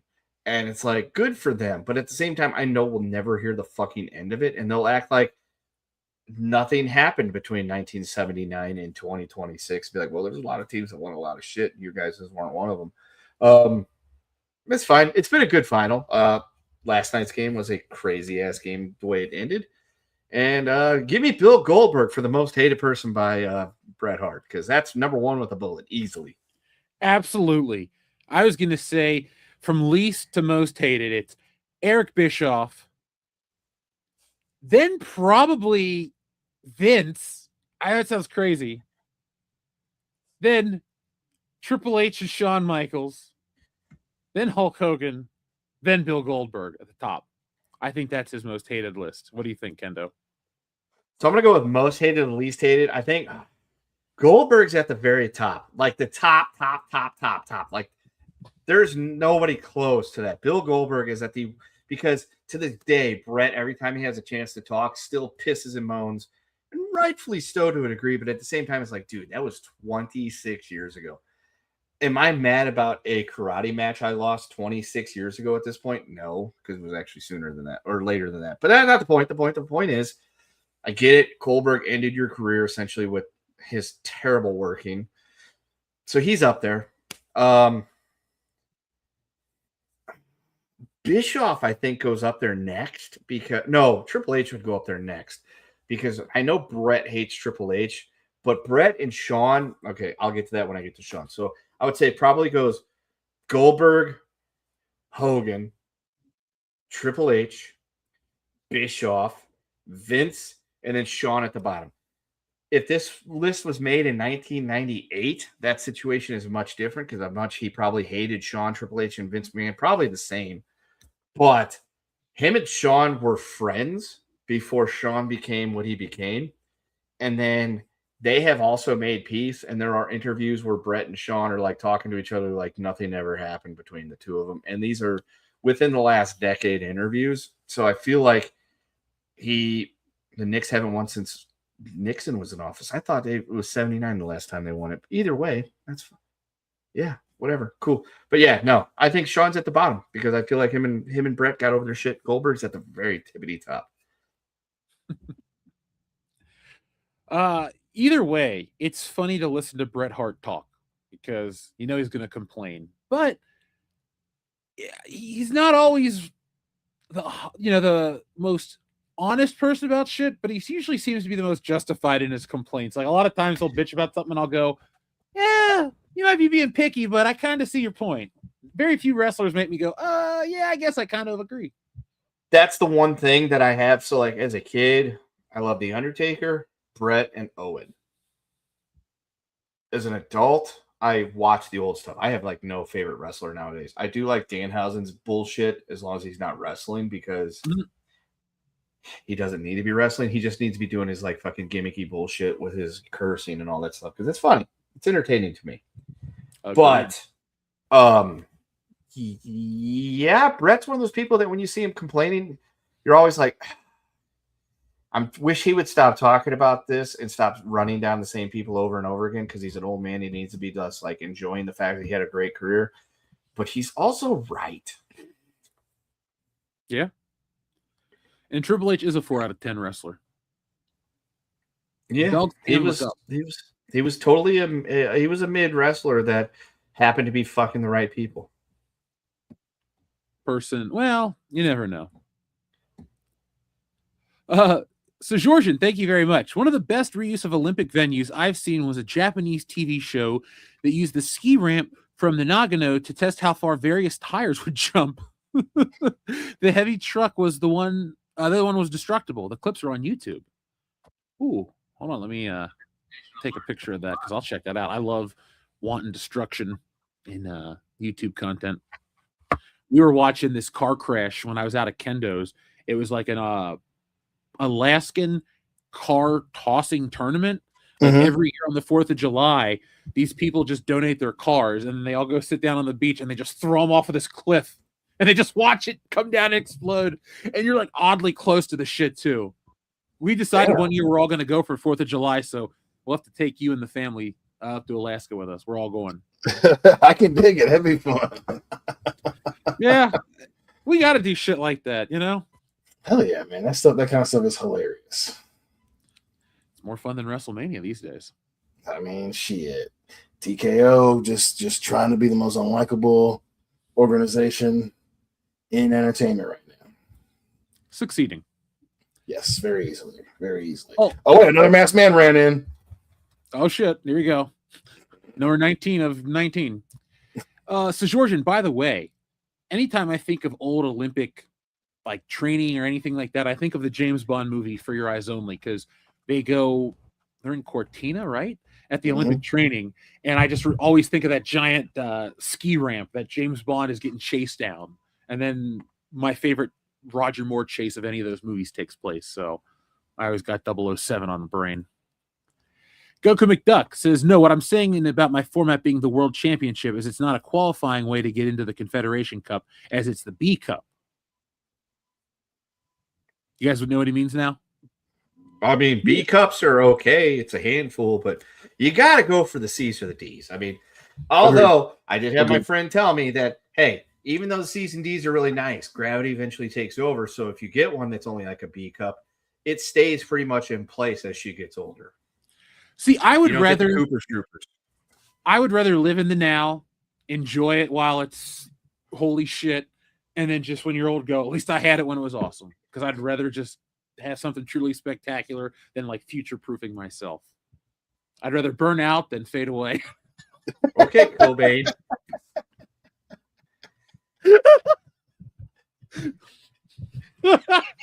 Just find yourself a short chick because those bees look pretty big on something small. Most of the women that gravitate towards me are tiny. Like, I met this woman recently, and she was my height. It's a fetish. Standing up as me sitting down. And I was just like, oh, hey. So they always find me. Hey, well, you know, sometimes people just want their big bad guy. You know what I mean? Yeah. The little tiny ladies just want to they want you to pick them up and then just you know. I what mean, I'm saying? you know, you do benefit from me in the fact that you are like in the 1% of people worldwide that are like taller than 6'3". Not a lot of those walking change around. it for the world. No, I'm one of. Well, there's only one me. So, folks, if you ever see another guy out there in an Ollie's and it's not me, you could ask him for an autograph, but it won't be me. By the way, folks, we are doing the Ollie's fan video. I've just been a little bogged down with some of the stuff I've had to take care of. So that'll be out. Don't worry. It's going to probably get pushed back one more only because of the way production's been lately. I'm trying to play catch up with the algorithm. So we will give you that video, and I have all kinds of new special stuff mapped out for you guys. Our friend Master Marlborough says, how about a women's lingerie soccer tournament? They can call it the World Cups. Well, you know, I'm on board with that. Yeah. Wasn't there the lingerie football league for a hot minute? There was the lingerie football league. It's the Legends Football League now. Yes. But I don't think they're in operation now. No, they can't.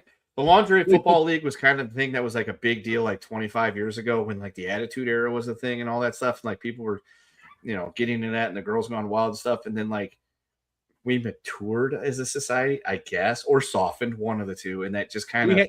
Kenda, we got access to porn on a scale that we never thought yeah, you know what? There it is. That's mildly titillating content. Just it's irrelevant. It's like, oh, I can watch this covered up shit on TV, or you just log onto your computer and there's everything. So there it is. Yeah, well, it made a little comeback in the 2010s. It did make a comeback in the 2010s.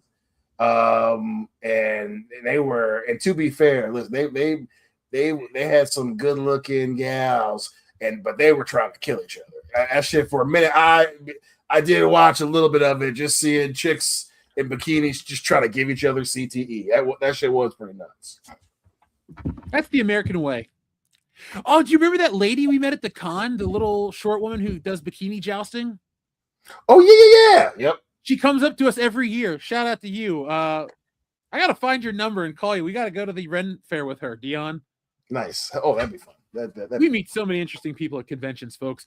Watch our live streams at cons. You never know who'll show up. Remember that guy in the rat costume? I mean, Bear Fucker will always be the top of the heap as far as I'm concerned. Yeah, I'm glad we got pictures with them. They were unique. Also, Jeff, I'm part of the conspiracy. Here's my Ollie's Army card. Shh. Don't play into it, folks. Ollie's isn't real. I'm trolling. Not at all. I just went to one and bought something from it in Washington, Missouri, and drove past one in Lebanon, Missouri. By the way, Master Marlborough, we are all on board with your lingerie World Cups thing. If you need a sponsor, let me know. I have a lot of things we can contribute to help it grow. John Thomas, what is up? He says, Nick's last championship was 1973, Nixon administration. I was wrong by 6 years, and there you go. I was not alive for another 15. So. Neither was I. I was minus 10. My mom was in grade school when the Knicks last won the championship. So shit, so was my dad. Yeah, our parents are like a year apart. Yeah, so there you go. All of our parents were probably in grade school the last time the Knicks won anything. My dad was 33 years old the last time the Knicks won a championship. Okay, there you go.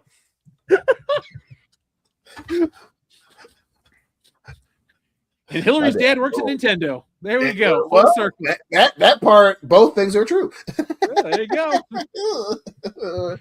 Maybe, but definitely, old man Green was in his 30s. But He was an old man then. he was an old man then. Shit, let alone when He I was got born here. an old man. Gray hair and shit. Hey, man. It was like Crazy Benjamin time. Buttons. Sometimes it's okay being the second family. So I don't think I can reference that movie because it's like 20 years later and I still haven't seen it. Should I? I haven't seen it either. You're fine. Okay. Guys, who's Freddie Tavares? Doesn't ring any bells. Somebody asked if I'm related to him. His last name is Tuvarish. I don't know who that is. So I'm going to say yes. That is my uncle's brother's nephew's former roommate. I don't know what that makes us, but it's something, all right. My dad was in the Navy when they won. I was 6 in 1973. I was 7. Oh. Let's see. You got a Magic the Gathering, Mary Jane Watson. Oh. Nathan, nice collection choices, man. I haven't picked up a Marvel Legend all year. I'll get some of the new stuff from the Spider-Man movie. And folks, I'm not advocating scalping or flipping unless you're like on dire times, but pick up like the new Spider-Man or the Deadpool that's got like the Wolverine costume and shit, or that Henry Cavill figure, because those are like one-offs that are never going to come back. Yeah. So like the Henry Cavill Wolverine, if you see it, just pick it up. It's going to cost like $30. They don't go on sale. They just get bought, and then they sometimes show up at Ollie's. But I'm not saying that's never going to show up at Ollie's, but I'm saying that one's going to be really weird, and people are going to want it just for the face. So if you want to make money and you want to find one of these scalpers, buy it. Find some grown man who's dying to customize it. Charge him like $100. There you go. Be an asshole. Dion, what's the limit on figures? Like, do you need more than 3 of the same thing? I'd say 3 is probably the cutoff. Yeah. Let's see. Is Jeff related to Andre the Giant? Let's consult the footage. So it's funny. Dion got that shit started like in 2012. I never saw the resemblance, and I still don't. But have you actually seen what his daughter looks like? Yeah. No. Yeah. I don't look any. Here, I'm going to show you what Andre the Giant's daughter looks like. My alleged sister. Giant. Because like, she'll never not make me laugh. oh, I think it's hilarious because people believe it. They just kind of look at me and go like, oh. And you just, if I keep a straight face, they just look at it. Because the thing is, you just say, yeah, I know he's got the daughter, but you're a traveling wrestler. Are you not going to get laid on the road? You just say it like that, and everyone's just going to go, oh. I'm like, I was born in 1988. People go, oh, like they'll believe it. But this is his daughter. This lady looks nothing like me. So that's what the spawn of Andre the Giant looks like. Oh, I mean, I can see y'all being cousins. kissing cousins. No.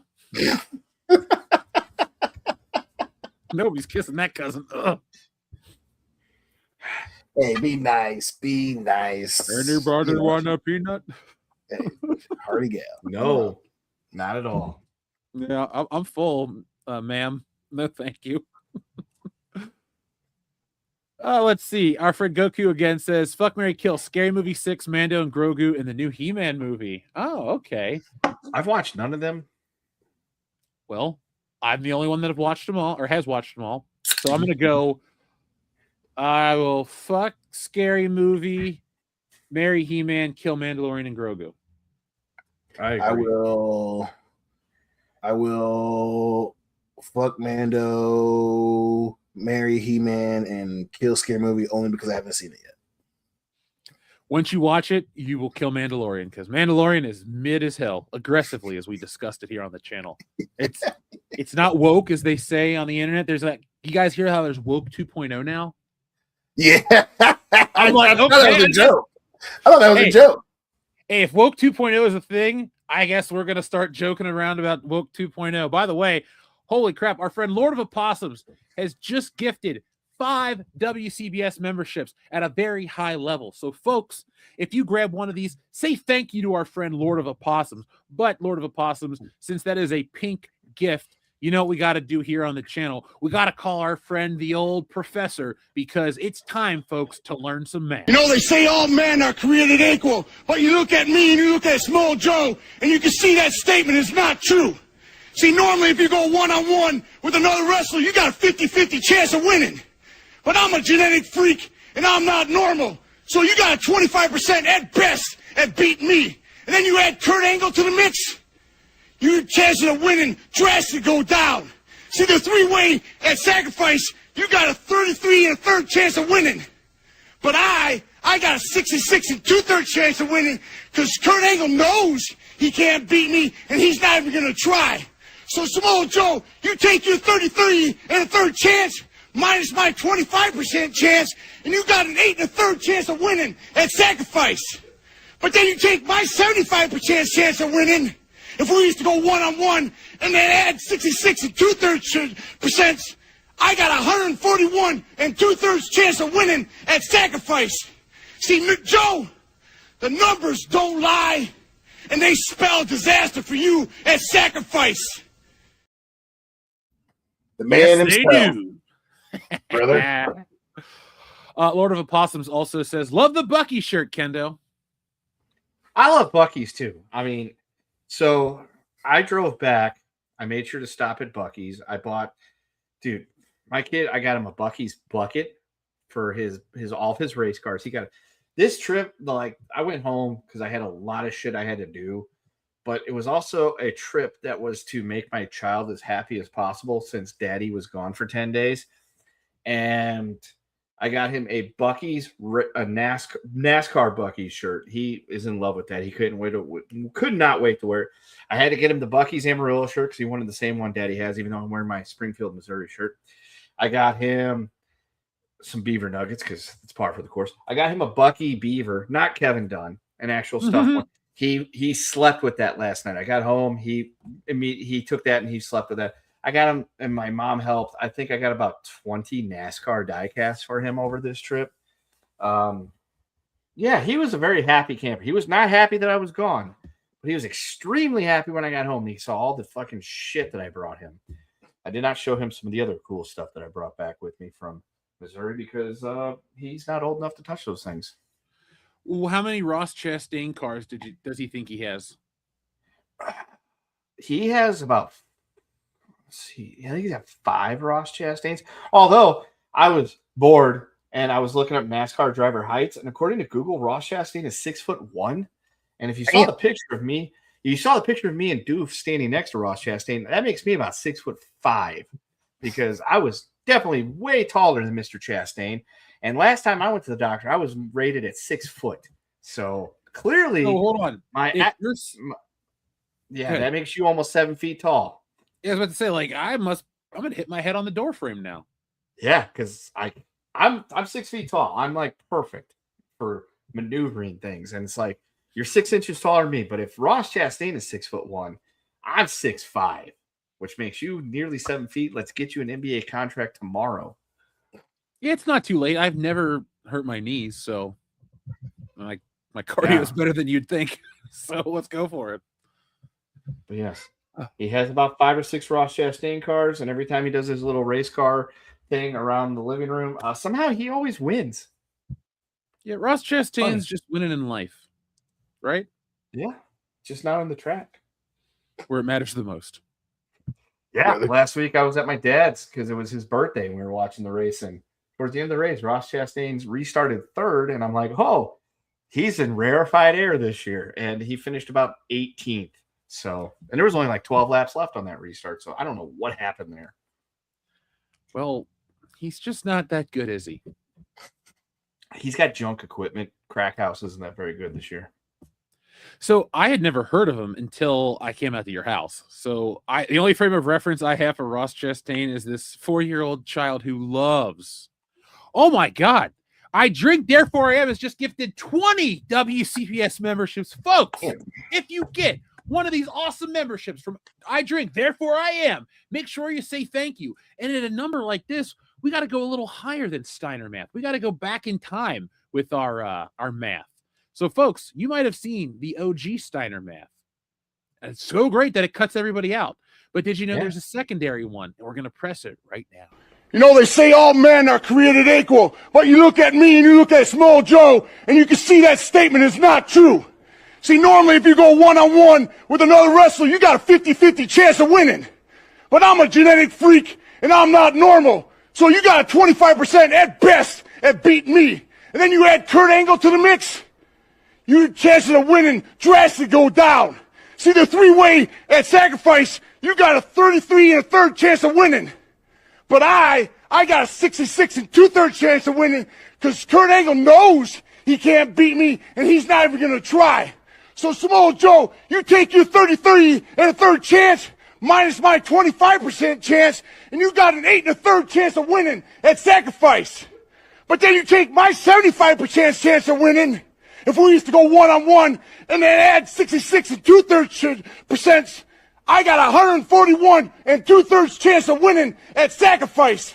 See, Joe, the numbers don't lie, and they spell disaster for you at sacrifice.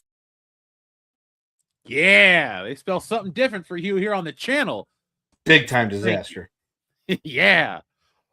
Now, some stuff that we're going to have for you guys coming up. Now that it's the summer of bullshit and we'll have some more time to record, we're going to have a 30th anniversary Independence Day special, something we'll do together as a crew. And then we'll find a way to do something for 40 years of Top Gun. We're going to get super patriotic this summer, folks. So that's how the world-class way is. Independence Day, Top Gun. We need a third film. What's the most patriotic, traditional patriotic story film out there, guys? That's a good question. Well, we don't have to answer right now. Pearl Harbor, for sure. No. We need a good movie that's not based on a real event. Rocky IV. Rocky IV is the answer. We're done. Yes. Miracle. Miracle's a patriotic movie. Yes, that's great too. Patriotic movie. Platoon. I mean, no, never mind. That's Platoon's great. American Spirit. That's the wrong message. Wrong message. Full Metal Jacket, right? Matthew Modine. I mean, that sends a slightly different message than Platoon, but sure. Team America World Police. That's another great one. There, yeah. Yep. So there we go. So we got Independence Day, Team America, Miracle, Born on the 4th of July. Again, not the pro-America. I mean, it is, but it's not at the same time. No Vietnam movies. There's unless it's The Green Berets by John Wayne, which came out at a very wrong time in America. So guys, we were soldiers. Again, wrong idea. Duh. I just looked at the calendar. Wrong idea. We'll have July 2nd as our last show before the 4th. We'll do that as our super patriotic WCBS episode. So, Dion, I'm going to ask you. Should I get out Das Boot? Yes, you're going to get out Das Boot. Brought it back Dion, I need you to get out that Macho Man Ric Flair shirt that you wear, that USA one. I'll go red, white, and blue with the suit jackets and everything. And Nick will be here. So, there you go. I'll have you guys decide what patriotic shirt I should wear.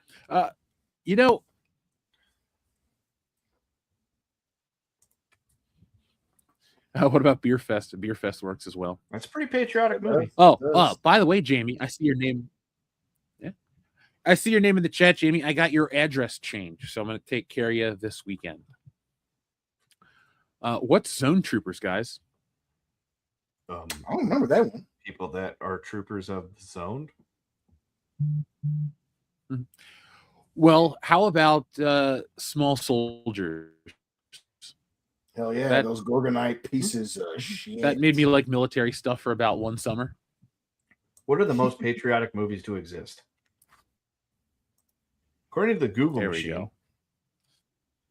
it didn't give me that. It asked me what genres I wanted. No, I guess Zone Troopers is an action adventure from 1985. All right, so here's the Pioneer Woman, the 25 best patriotic movies that'll make you proud to be an American. Or at least I know I'm free. I was just getting number one, Hamilton. I'm done with this list. 2, National Treasure. Number 3, Glory. Okay, that's a great movie. I'll give you Glory. That's kind of hard to do a commentary for because What's not? it's not the most positive movie, but it's a good movie. Number 4, Mr. Smith Goes to Washington. Yes. Wokebusters 2. Number 5, Yankee Doodle Dandy, starring James Cagney. Never seen Number it. 6, Flags of Our Fathers. Is that Number 7, Top Gun. Yes. Number 7. Now we're talking. Number 8, Miracle. Now we're definitely talking. Number 9, Gettysburg. I watch that movie every year around the 4th of July because that's when the events of that movie took place. I'm not sure how patriotic it is. It's definitely going to make you go, wow, we were killing each other. That's awful. Sergeant York, number 10. We got some brothers out of Apollo it. 13. Apollo 13. Apollo 13, number 11. Number 12, Hidden Figures. Never heard of her. Mm-mm. Number 13, The American President. Nope. 14, Air Force One. There you go. Yeah, Air Force One. That's my movie. Number 15, Independence Day. Number 16, The Right Stuff. Number 17, Private Benjamin. I think I'll pass. Number 18, Hacksaw Ridge movie. 19, Harriet.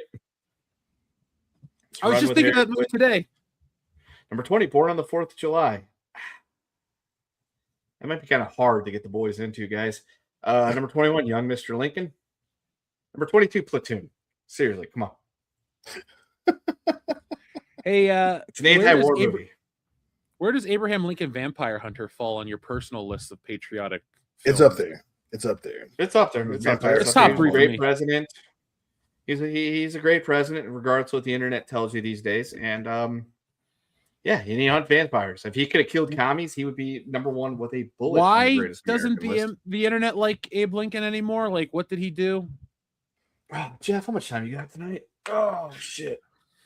I mean, we have been on the air for an hour and change, not even 2 yet, so we got a minute. Let me stretch. Okay, so people are anti-Lincoln for a couple reasons, and I might leave a few out because I'm not up on it. Because typically with stuff like this, I'm just like, the first one is he suspended habeas corpus, which he could do. We were in wartime, technically. He silenced a lot of the press that was like anti-war, which I'll give you that. But he didn't create the Alien Sedition Act. That was John Adams. They say that everything he did was tyranny and he laid the groundwork for like Woody that came after him, which whatever. He did create an income tax that was taken away after the war, which they blame that for creating the income tax later. Congress did check him on quite a few things, but nothing he did was unconstitutional. That's the part that like people leave out is like he didn't come up with anything unconstitutional. Razor Fist makes an incredibly long video that I watched multiple times about all the horrible things that Lincoln did, and I see where he's coming from, but the long and short of it, Jeff, is everything that people hate Lincoln for, they won't admit it, but it comes from an area of lost cause. And those folks, it's like, I get it. I was raised around a lost cause. I don't agree with it. It's not exactly a thing that I subscribe to, but a lot of people like the revisionist history shit. They go after Lincoln because they were like, oh, he was a tyrant. He fucking did this and he did this and he invaded the South. Well, from his perspective, they were the same country as the North, and it was about quashing a rebellion, which if for whatever reason, and I'm going to pick the state of Kansas because I hate the state of Kansas, drew up a rebellion tomorrow, and the bad orange man took the U.S. Army and sent him in there to quash that rebellion, I'd have no problems with that because, number one, I fucking hate the state of Kansas. Number two, I hope he sacks Lawrence again. And number three, it's a rebellion against our country. Yeah, I don't like revisionist history. Folks, I don't like revisionist history either. There's a lot of that, especially lately. But a lot of people are, The Longest Day. That's a great patriotic movie. And Selma. Sure. Oh, is that Martin Luther King? Yep. It is. But let me ask the Google machine. You could talk about whatever you want. Nope. Don't read that, Google. Why do people hate Lincoln nowadays? A complex mix of ideology, political, and historical facts rather than a single consensus. They claim civil liberties, federal overreach. You'll get me on that any day. Folks, and lost cause ideology. He did. He did. And hey, Coffinail's right. He suspended the writ of habeas corpus, and he needed to. We were in an active rebellion where half the country said, we're not a part of your country anymore because we want to do what? Anybody in the room? Anybody? Why did half the country leave? They want to keep slavery, Mr. Thank you, Dion. Everybody's like, the South seceded because they wanted states' rights. The states' right to do what? Dion, the states' right to do what? To legally own slaves, sir. Thank you.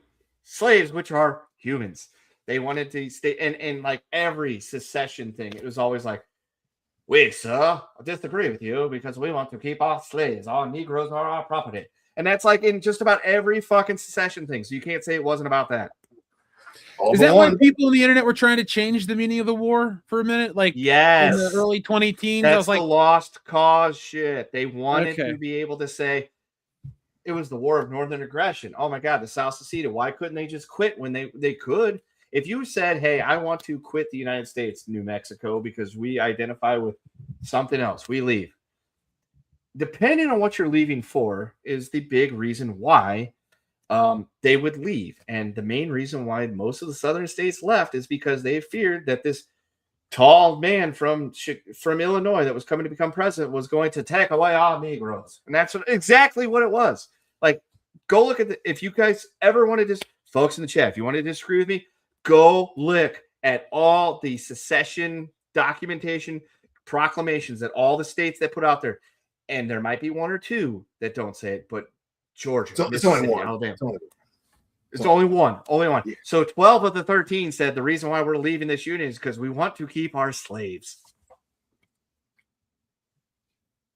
I'm sure the internet's going to, never mind. We're not going to go down that. They can. Go ahead. It's been a weird week on the internet, man. They quit being a part of the union because they wanted to own other people.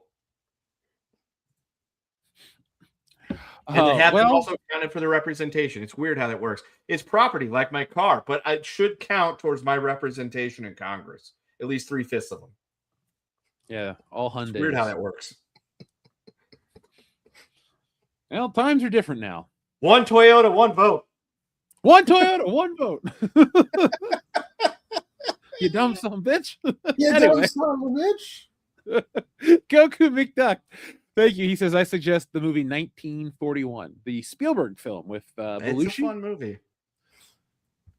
Yeah, the opening's pretty good. You get the girl from Jaws. You think she's going to get eaten by a shark? A Periscope. Back when butts were comedy. Mm-hmm. John Thomas, thank you very much. He says, 1776, the musical, Revolution with Al Pacino and Natasha Kinski, The Patriot, also Kendo. Why has Patton become a target of hate and being diminished and pretend Germany didn't know about him? I'm not going to answer that on air. But if you would like to email me at Jeff, what's the email? info@worldclassbullshitters.com. You can email that and say, this is for Kendo. And I will send Jeff a message back and answer that question because, yeah. I'm just going to leave it at that. Yeah. Okay. To keep answering, though, John's other points, I will have to check that out. I've seen The Patriot with Mel Gibson. Just when I'm thinking of like patriotic movies, I'm trying to find ones that aren't about like traditional America, like the founding fathers or real wars, like fake patriotic movies. Like Independence Day is a yearly tradition at my house. Barbecue, swimming, beer, always end the night with Independence Day. I don't care if I'm getting home at 11:50 for my 4th of July festivities. Independence Day gets played at my house. But it's also like just a tongue-in-cheek alien movie. You know, I ironically cheer with Bill Paxton when Bill Pullman. No? Yeah, you're right. Bill Paxton, yeah. Okay. Pullman. Pullman, okay. I cheer with him, man. That's a great speech, but it's also Independence Day, so it's hokier than shit. But I love it. No longer be an American holiday. Yeah, we will go on. We will survive. Today we celebrate our Independence Day. I mean, don't we want will to sell not John quite Thomas into the night short, though. part's awesome. I will not sell John Thomas short. I didn't answer his question. However, I can tell you a funny story, a nice story. I had an uncle, great uncle, that fought in the war. He fought with what was it, like the 400? He was with an infantry division that got attached to the 3rd Armored. One day, my uncle, who was a sergeant, and he also shot a bunch of Germans sleeping on their 88s one day with his BAR. Different story, different time. One day, he was underneath a blanket, those nice army blankets, with a flashlight, trying to figure out where the hell they were, looking at a map. When he was kicked on the side of his leg, not real hard, just tapped, and he heard, "What are you doing under there, soldier?" And he said, "Why don't you keep your you stupid son of a bitch, why don't you shut up before you get us all killed? I'm trying to figure out where the hell we are." At about that time, his blanket was lifted up slightly, and there was George S. Patton sitting there looking at him. Mm-hmm. To which point, my uncle stood up, was like, "General, sorry, sir. I was just," and Patton was just kind of gave him a smirk, like a smile. Like anybody that's in charge of somebody else that is kind of an alpha type, that when they get shit thrown back at them, they can appreciate that, kind of gave him a smirk and said, "Carry on." And then they both got underneath the fucking thing and were looking at the map trying to figure out where the hell they were. He said after that, when he said he ran into him a couple more times after that, and every time Patton kind of gave him a little bit of a salute and a smile. So there you go. There's a Patton story. Nice. Thank you. That's cool, Uncle Claude. I got his flag from when he passed away. Nice.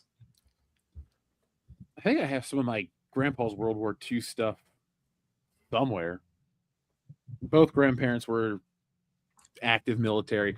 My grandma was on one of those. She was on like the last, those they're called like honor or duty flights or whatever, where they fly people to Washington D.C. for like a day and they go to see all the historical shit and they fly them home. She was on one of those. It was pretty cool. Nice. They took good care of people. You got to.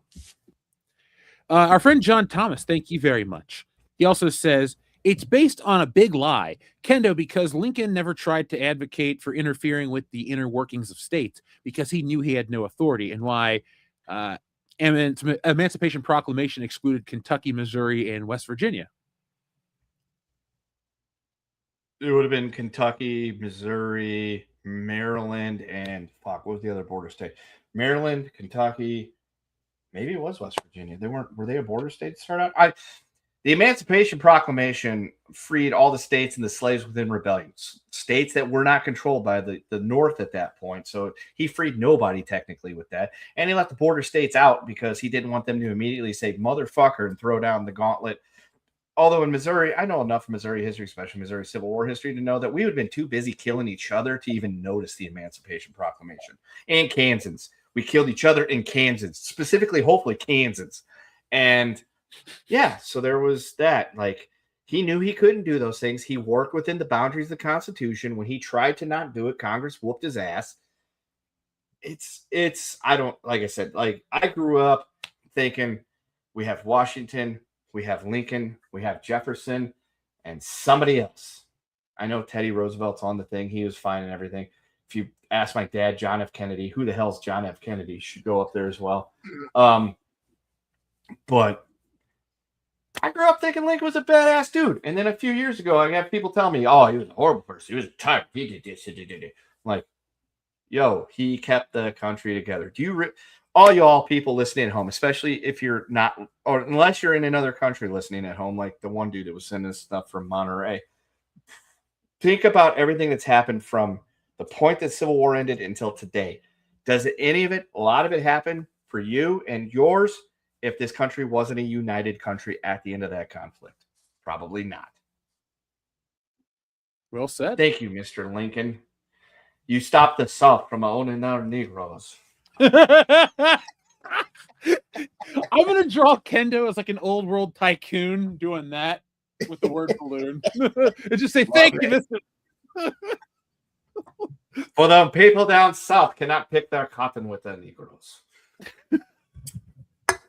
Which, by the way, that was a dying institution until Eli Whitney came out and said, hey, you know those things that you aren't want to call people that, yeah, we found a way to efficiency do the cotton thing, so buy more. Good old cotton gins. Yeah. See, Dion, I remember a lot of the Civil War stuff, but not like everything. I remember more about the cotton gin than the Emancipation Proclamation. I know it's horrible. I mean, shit, some people just aren't, that's not their thing, man. Obviously it's important, but in terms of macro history, it was an interesting time. Even how the American Civil War affected the rest of the world is an interesting thing too. I think what it is for me is like every year in school, we started with like more Revolutionary War kind of in school mode. And then we didn't get to World War II until the end of the school year, which was close to summer. So I was excited because we were almost done. Right. So that Civil War chapter was always in between that. And I was just, how you get in the middle of school, you're just like burnt out. You're like, it's almost Christmas. It's almost this. That's where I always think of Civil War, everything. Like coming back, we go on a field trip. It's cold as shit. I'm just like, I don't care about Civil War stuff. Like we get to World War II, it's summertime. My grandma was in that shit. She'll tell me a firsthand story. It's cool. Like, Civil War is what it is. But I do actually really like Civil War history videos on YouTube because I think I just checked out in school for like 8 years straight on the subject matter. And so I feel like I'm learning every time I watch one. World War II, I know my stuff. So yeah, no, that's cool. Yeah, no, especially back then, my two favorite periods of history was the American Civil War and World War II as well. So it just happens to be one of my favorite subjects just in general. And then obviously, if the law enforcement thing wasn't my thing, my backup plan was history. So yeah, man, it's a fun thing. And obviously a great look into that time period. And hey, man, there's a bunch of interesting shit from that time period, even immediately after. So our friend John has one more for you, Kendo. It says, that's my point. Lincoln knew the limits of authority, so the lost cause fools know nothing. Yeah, dude, he came into office, and even in his inauguration or something along those lines, he said it was essentially, if I could keep the Union and preserve the Union without freeing any slaves, I'll totally do that. That was like his idea. Did the South fire on Fort Sumter after South Carolina seceded? Yes. Did the Union do anything to prevent that from happening? Not necessarily. But is it easier to fight somebody after you let them punch you first? Yes, because you get your justification. There is a channel that I will call Vlogging Through History. I will pimp that right now. He's a fellow Ohioan to Jeff. He does a really good job of talking about history, especially Civil War history. That's his specialty. Atten Shea Films is also another good one. However, he is a converted lost causer from the South, and he kind of goes really fucking hard in the paint. So, like, those people that convert to something else and they have to, like, fucking scream it from the rooftops and really ram it down your throat about how hardcore they are for that ideology. That's kind of him, although some of his like Checkmate Lincolnite series is actually pretty fucking good. He does, like I said, he does go hard in the paint. So that's like one of those things. Like, it's somebody that kind of from Missouri, from the countries of Missouri, that grew up around the whole lost cause. Bobby Lee never did nothing wrong. Stonewall, if only he could have lived. If Bobby could have just listened to Longstreet on the third day of Gettysburg, all that shit, and then kind of delving into it a little bit more, being like, yeah, that stuff's not exactly accurate. South probably still would have lost. Who gives a shit? You can be like that, or you can be the other end of it where you're like extra fervent about it. That's that guy, Atten Shea, but he still puts out good shit. His stuff is fun. So there you go, folks. Read about it. I could do 2 hours on the whole lost cause idea, but I don't want to. Well, see, Kendo, I might need your help because I found out that if we do enough educational content, we can get tax exemption. So I think we need to provide enough educational content on a channel called World Class Bullshitters to then become tax exempt legally with the government. So then we can start all sorts of new exciting ventures completely legally. Folks, coming to you soon, Kendo Talks History, specifically United States history. Where do you want to start? Do you want me? Day one. We'll do the presidential. Day one. Plymouth Rock. No. Amerigo Vespucci. Go back to Amerigo Vespucci. Am I talking about Leif Erikson day one, Columbus day one, the 1619 Project day one, Day 1, 1763, during the French and Indian War. I don't know where to start. You got to give me a little bit more on the day 1. The day the first white man landed in America. Okay, so we're going to Leif Erikson, since technically he was the first white guy to land on North America somewhere, and I don't like that. Okay, Let's where just would start you with like to start? yesterday. I can remember that. All right, Wait, can I? all right, Maybe. Dion. Let's start. Let's teach Michigan history. I was circa driving. 2008. Let's teach these kids about Menace Joint and that shitty music place up by Hagedorn.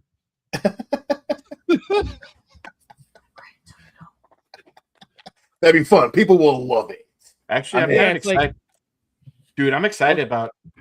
We could do that. We call History Minute with Kendo, and I'll wear a fucking suit. So I brought my suits home with me, a tie, and all that stuff, and I can just be like, "This is your History Minute with Kendo," Kendo. and then I'll What we tell you should about do- history.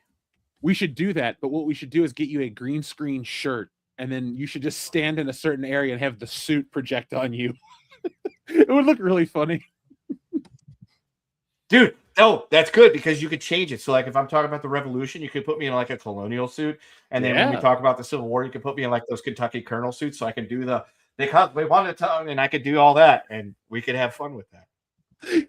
I need to get a high quality piece of footage of you standing there talking about taking our Negroes thing in full costume with the whole music and everything. Curl the mustache. Get like a soft Dude, southern drawl. I could do the soft southern drawl. Folks, the problem here is they want to take away our Negroes. I can do that. Like, let's do it. I'm all about being Kentucky Colonel Kendo. All right, Colonel Kendo. KCK. That Charles goddamn Lincoln. He wants to come down here and take away our Negroes. We cannot have that. We must not stand for that. I implore you, gentlemen, we must secede from this union so we can keep our Negroes. Sold. the important things It's in the life. character I was born to play. Shrub was a yeah. We got Mr. Cleo, Colonel Kendo, Nick, Buffalo Jeff. We all got parts now. Yeah, right. That's why Nick doesn't get to dress up in the comic books. He just gets the black T-shirt as always. You're a space walrus and Kendo Ren, and I was Ray. Reed stealing solo too, folks. Sherlock08 says, Jeff, check out the National World War II Museum. Is that in DC? Because I will check it out. I went to the Smithsonian last time I was there. So, hey, Kendo, you have some world-class literature. I do too. Like, yeah, I took Goofy's copy of Stealing Solo. He was very happy. Dude, I rolled up to see him, and I get out of the car. He comes out of the garage, and the first thing he says to me is, "You got Stealing Solo?" I'm like, "No, happy to see you, Uncle. I haven't seen you for a few months, Uncle. How are you doing, sir?" It was, "Where's my comic book?" It was as if I was there to take away his workers. Well, tell him that I'm very happy he's that excited about it. And I'm trying to think. The third one's in production. If I can draw him as a zombie or something, I will, even though this isn't a zombie book. There's a scene with there's a picture of a dead guy. So if you want, we'll make it him. He can play one Perfect. on TV. I'll send you a picture. Our friend John Thomas, thank you very much. He says vlogging through history is good, but my favorite is Oversimplified. The animation and snark for the win and chat history. Oversimplified is great. That one's a lot of fun. Armchair Historian's good. If you don't want the snark, he's retiring this year though. Yep. Jack Rackham, History Abridged. That one is fucking because he gives you the animation and the snark as well, but in a way that's different from Oversimplified. Yeah, dude, there's a lot of good history channels out there. But if any of them tell you that World War II was not what it was, or that the Civil War was fought over states' rights, just go ahead and say these people don't know what they're talking about. Yeah. When are we going to reinterpret the moon landing as like I don't know. They've already done that. They said it was Okay. fake.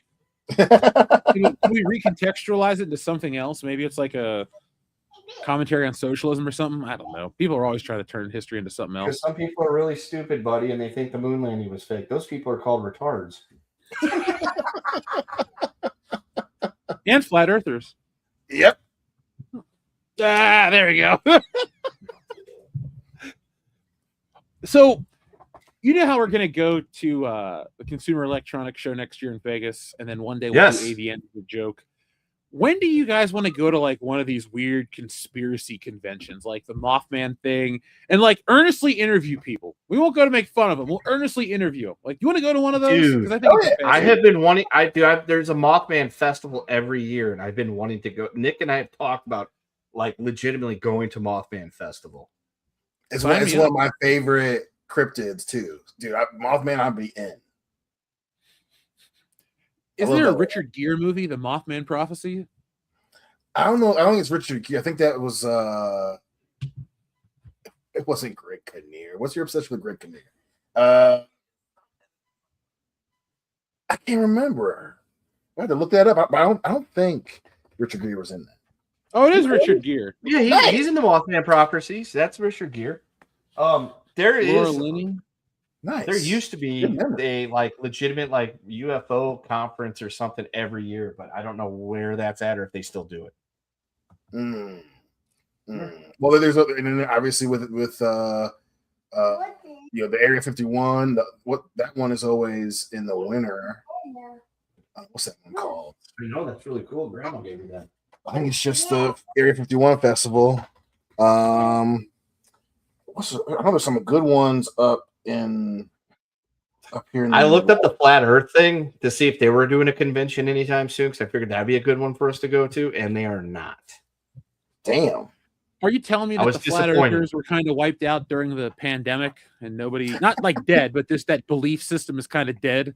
So I feel like that one took a massive hit with that Beyond the Curve fucking documentary, where in their desire to show that the Earth was flat, they proved that it was round twice.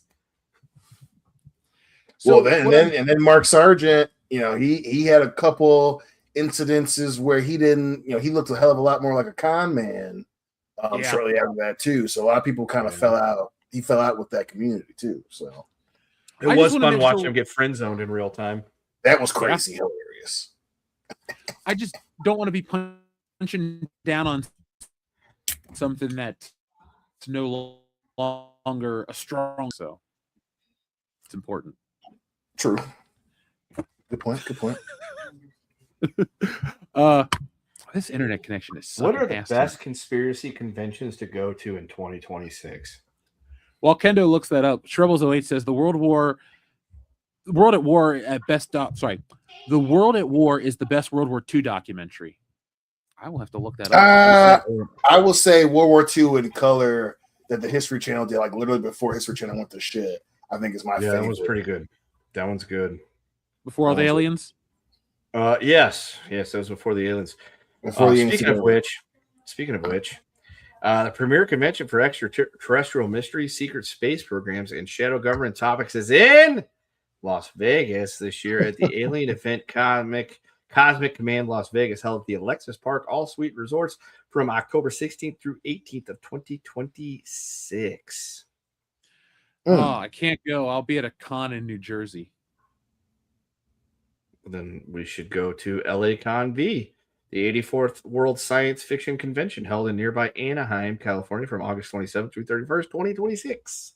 All right, Anaheim it is. Yeah, or we go to CrimeCon, the world's largest gathering for mystery and true crime enthusiasts. Their 2026 event will take place on a cruise from November 18th through 22nd, departing from Fort Lauderdale. And the whole convention thing that we would go to would just be me walking around talking about how OJ didn't do it, just to see what kind of reaction we got.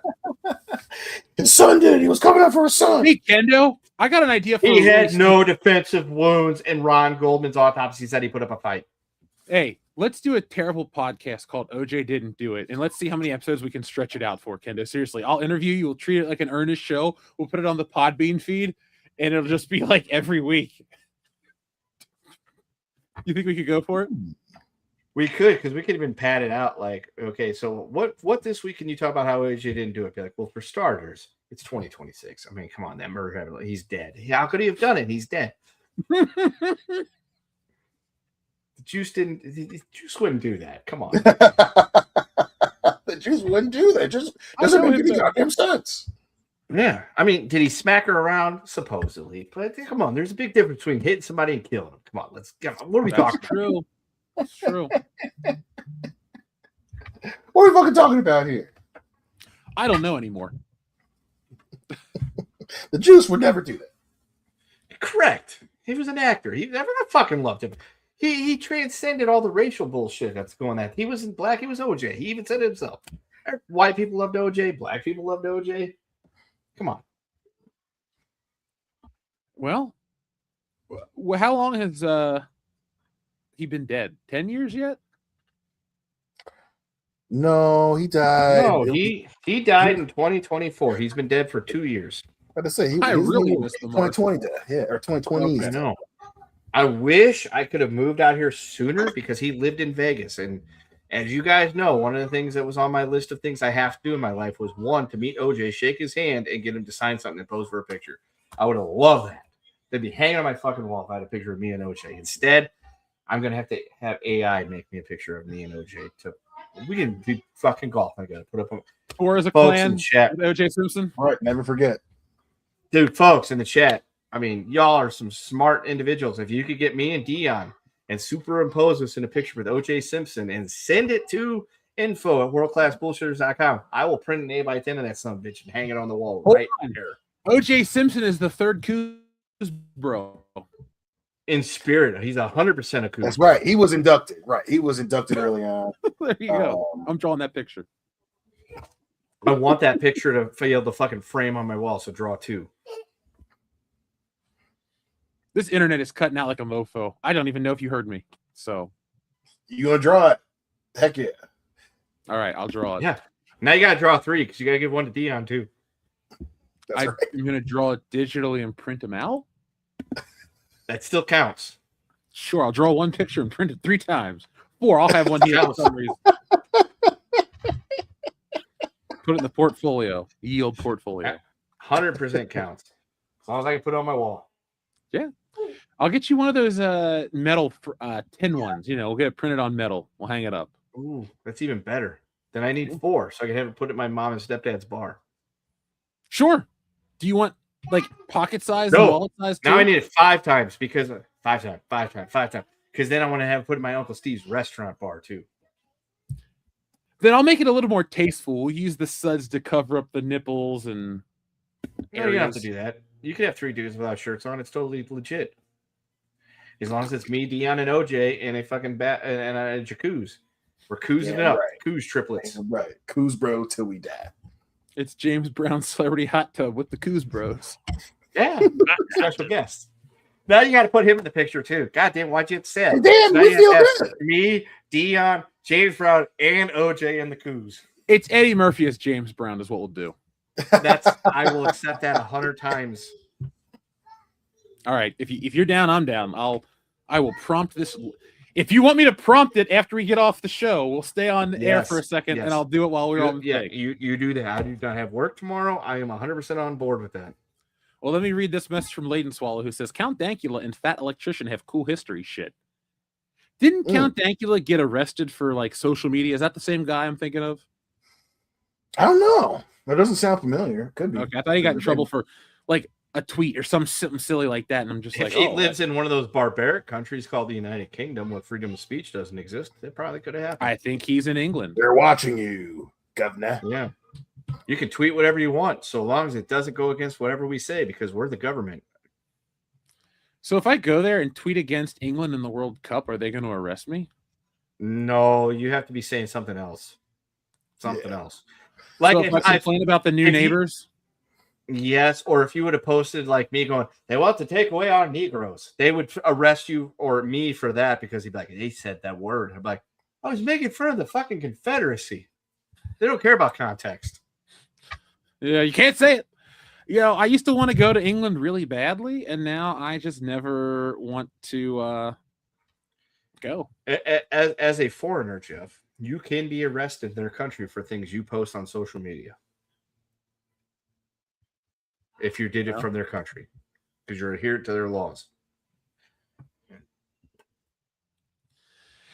Well, let's just stay domestic class bullshitters for a while. How's that, boys? There we go, Maybe folks. we venture off into Canada. This is the last episode of World Class Bullshitters. Starting next week, we'll be domestic class bullshitters, as we will only stay in this country because we don't want to get arrested for violations. Yeah, having a good time, getting sued for. Mr. Cleo is offensive in England somehow. Yeah, because he's not actually Jamaican, doing a sort of Jamaican accent. It's perfect. Jamaican is Queen's the accent. official WCPS movie. Mr. Cleo gets arrested by British police. Cleo goes to London. You say that. I have a lot of free time between now and August. I can make Mr. Cleo the movie. Come up with a script. Dion is a dude, and he pretends to be Mr. Cleo because it's making fun of this. And now he is a fucking psychic extraordinaire because he wanted to make a few bucks. These guys own 800 number because apparently they exist in 2026. Dude, that would be awesome. And then he gets arrested by the international courts for selling psychic secrets. We could make that. All right, I'm down. I mean, there needs to be National Treasure 4. Mr. Cleo goes to Washington. So there was a third? I thought there was. So he stole the the Declaration of Independence in the first one. Yeah. And in the second one, they go to is Mount Rushmore the first one? Yeah. No, I think that's the second. No, I thought that was the first. Dude, so the first one was fun. I liked that one a lot. The second one, I only watched it once because I'm like, this sucks. No, because the first one was the Sean Bean tries to steal the Declaration of Independence because of course he did. Why wouldn't Trevelyan steal the fucking Declaration of Independence? It's in character. They need it. They need it for the Giannis group. Yep. Two-Faced God. National Treasure, 2004. God, don't we feel a little...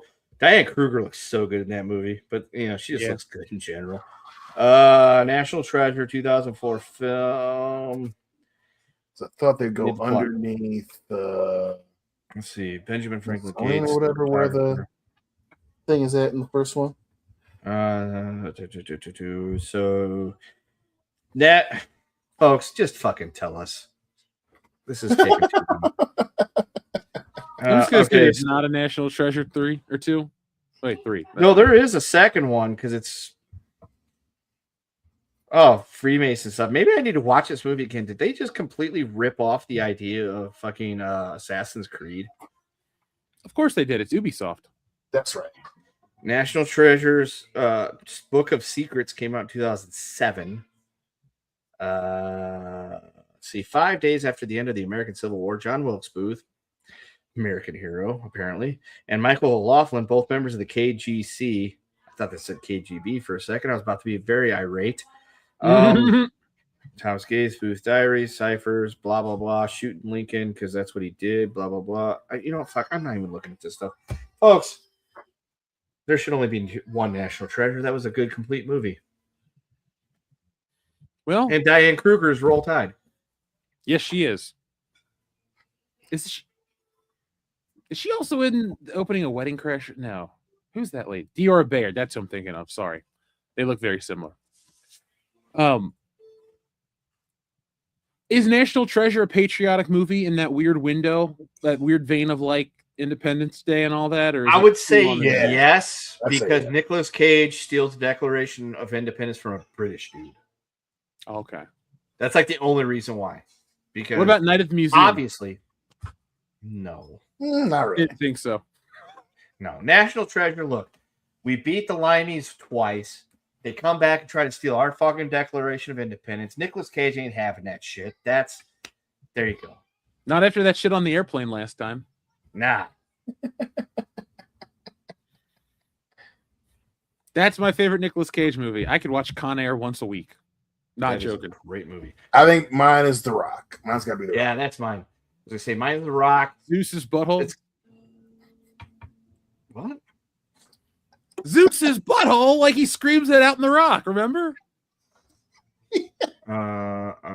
Sure, we'll go with that. I was in my head. I was just thinking. I'm like, look, that movie's great. You got a fucking great cast. You got Sean Connery. You got Michael Biehn, who dies. You got Bokeem Woodbine. You got all sorts of like great people. Mm-hmm. And You got fucking Candyman's in that movie. Yep, Tony Todd. R.I.P. We pranked him. Fucking Green Smoke, man. I love that fucking scene. I got Green Smoke. I got Green I will Smoke. not give that order.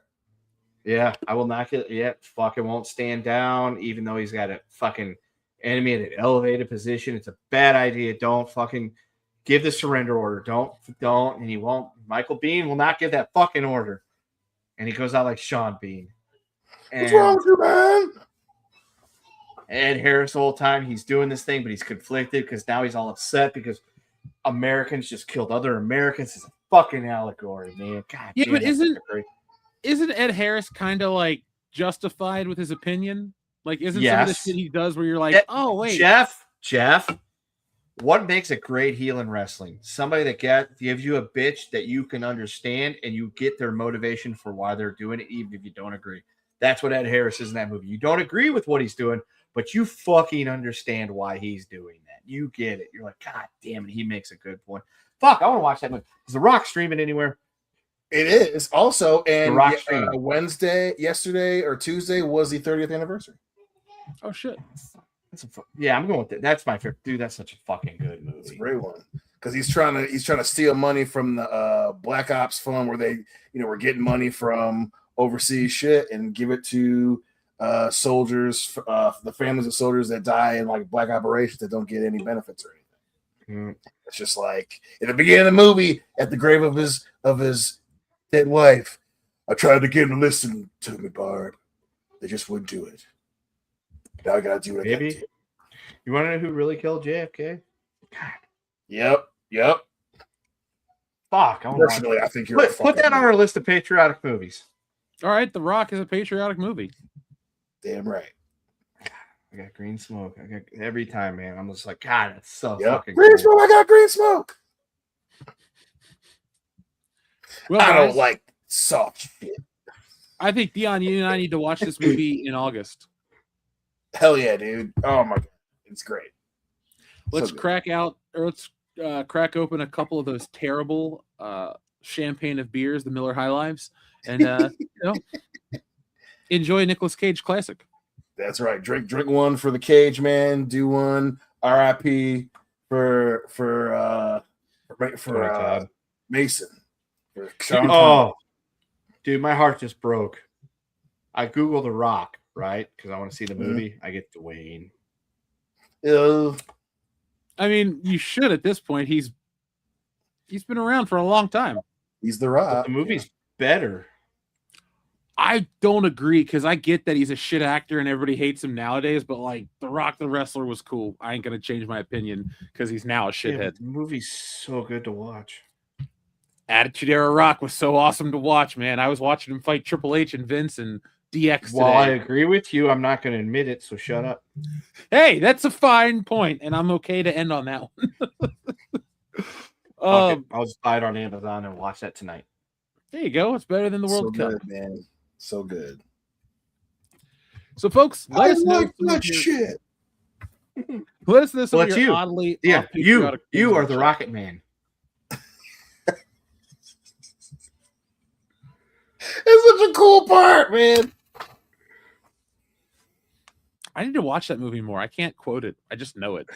So much. Welcome to The Rock. Actually, welcome to The Rock. That's Where's the only Mason? I want to see it. I want to see his body. He's vaporized, sir. Blown out. Do that? Can a body do that? Oh yeah. It's very common. It happens. Yeah. That is the only fan theory I like, that Sean Connery is The Rock, or Sean Connery's James Bond in The Rock. Like they locked him up all those years. It would make sense. Yep. It works. I like it. So. I like that one too. I like that one. That one's a fun one. So, folks, our numbers keep rolling up, and we're trying to slow it down. So hit that thumbs up button, and to let us know you like it. So Captain America's patriotic. Other things are patriotic. I guess we're patriotic. It's America 250. So we'll watch 250 patriotic movies over the next 250 days and write you 250 That's essays. a big right? ask. It ain't happening. I might watch 2.5 patriotic movies and make 2.5 videos. Oh shit! Yeah. Baby OJ can watch them. We'll show him. He will probably be watching The Rock with me tonight. Show him falling It'll down. be, Daddy, what happened? Daddy, what happened to that guy? Be like, he fell down, he got hurt. Yeah, what's that green get back smoke? up, son. He's never seen green smoke before. That's right. He's never seen green smoke, and he's probably seen Michael Biehn, but he's never seen him die and fall down a fucking manhole. What do you Maybe want you for should the show show? Terminator Kill him first. again?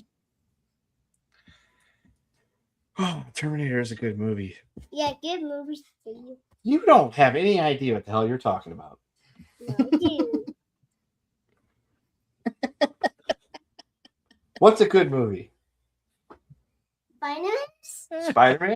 Yeah. That's a good movie. I'll give you that one. All right, never mind. You know what you're talking about. Yes. You must never hesitate.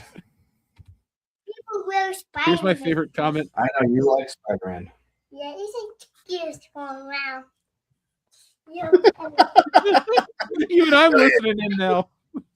Hope you Our like friend it. Paul He, Otis. he fucking loves Spider-Man. Yeah. You gonna take him to go see the movie? Probably. We're going to see Monsters versus Minions in a few weeks. Yeah. I'm so sorry, Kendo. Good luck. You farted. Good job. Better out than in, kid. You know, if he acts up, you should just take him to go see Disclosure Day. I don't want to do that to myself. I don't want to do that myself too. Yeah. It's the worst thing I've seen all year. By the way, people in the chat are asking about Nick. Nick is fine. He had a family event to take care of, so we're here for you, Nick. Even though Paul Otis. Hey. Number one, technically, yeah, Ford probably was the best president in the 70s because you had Dick Nixon. Stop it. You don't know what you're talking about. You had Nixon and Carter. Okay. Process of elimination tells you Ford did the best job. Number two, why are you using Nick's government name? That's just don't do that. Don't do that. well, he did. Channel Dad Brian Late is out there listening, so he's just getting brownie points with him. All right. Because of this damn internet, I think we're going to go. I'm tired of roboting out on my own damn show. So, folks, thank you for watching. I'll be back next time with more. Got some new exciting videos coming out your way very soon. Be on the lookout for all of that. And be excited. That new series is finally here. I'll let you know when it drops. But until then, folks, be smart, be safe, be cool, but always be excellent to each other. .com. Yeah.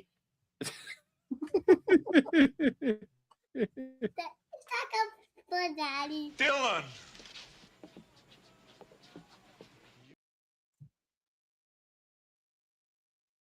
Dylan.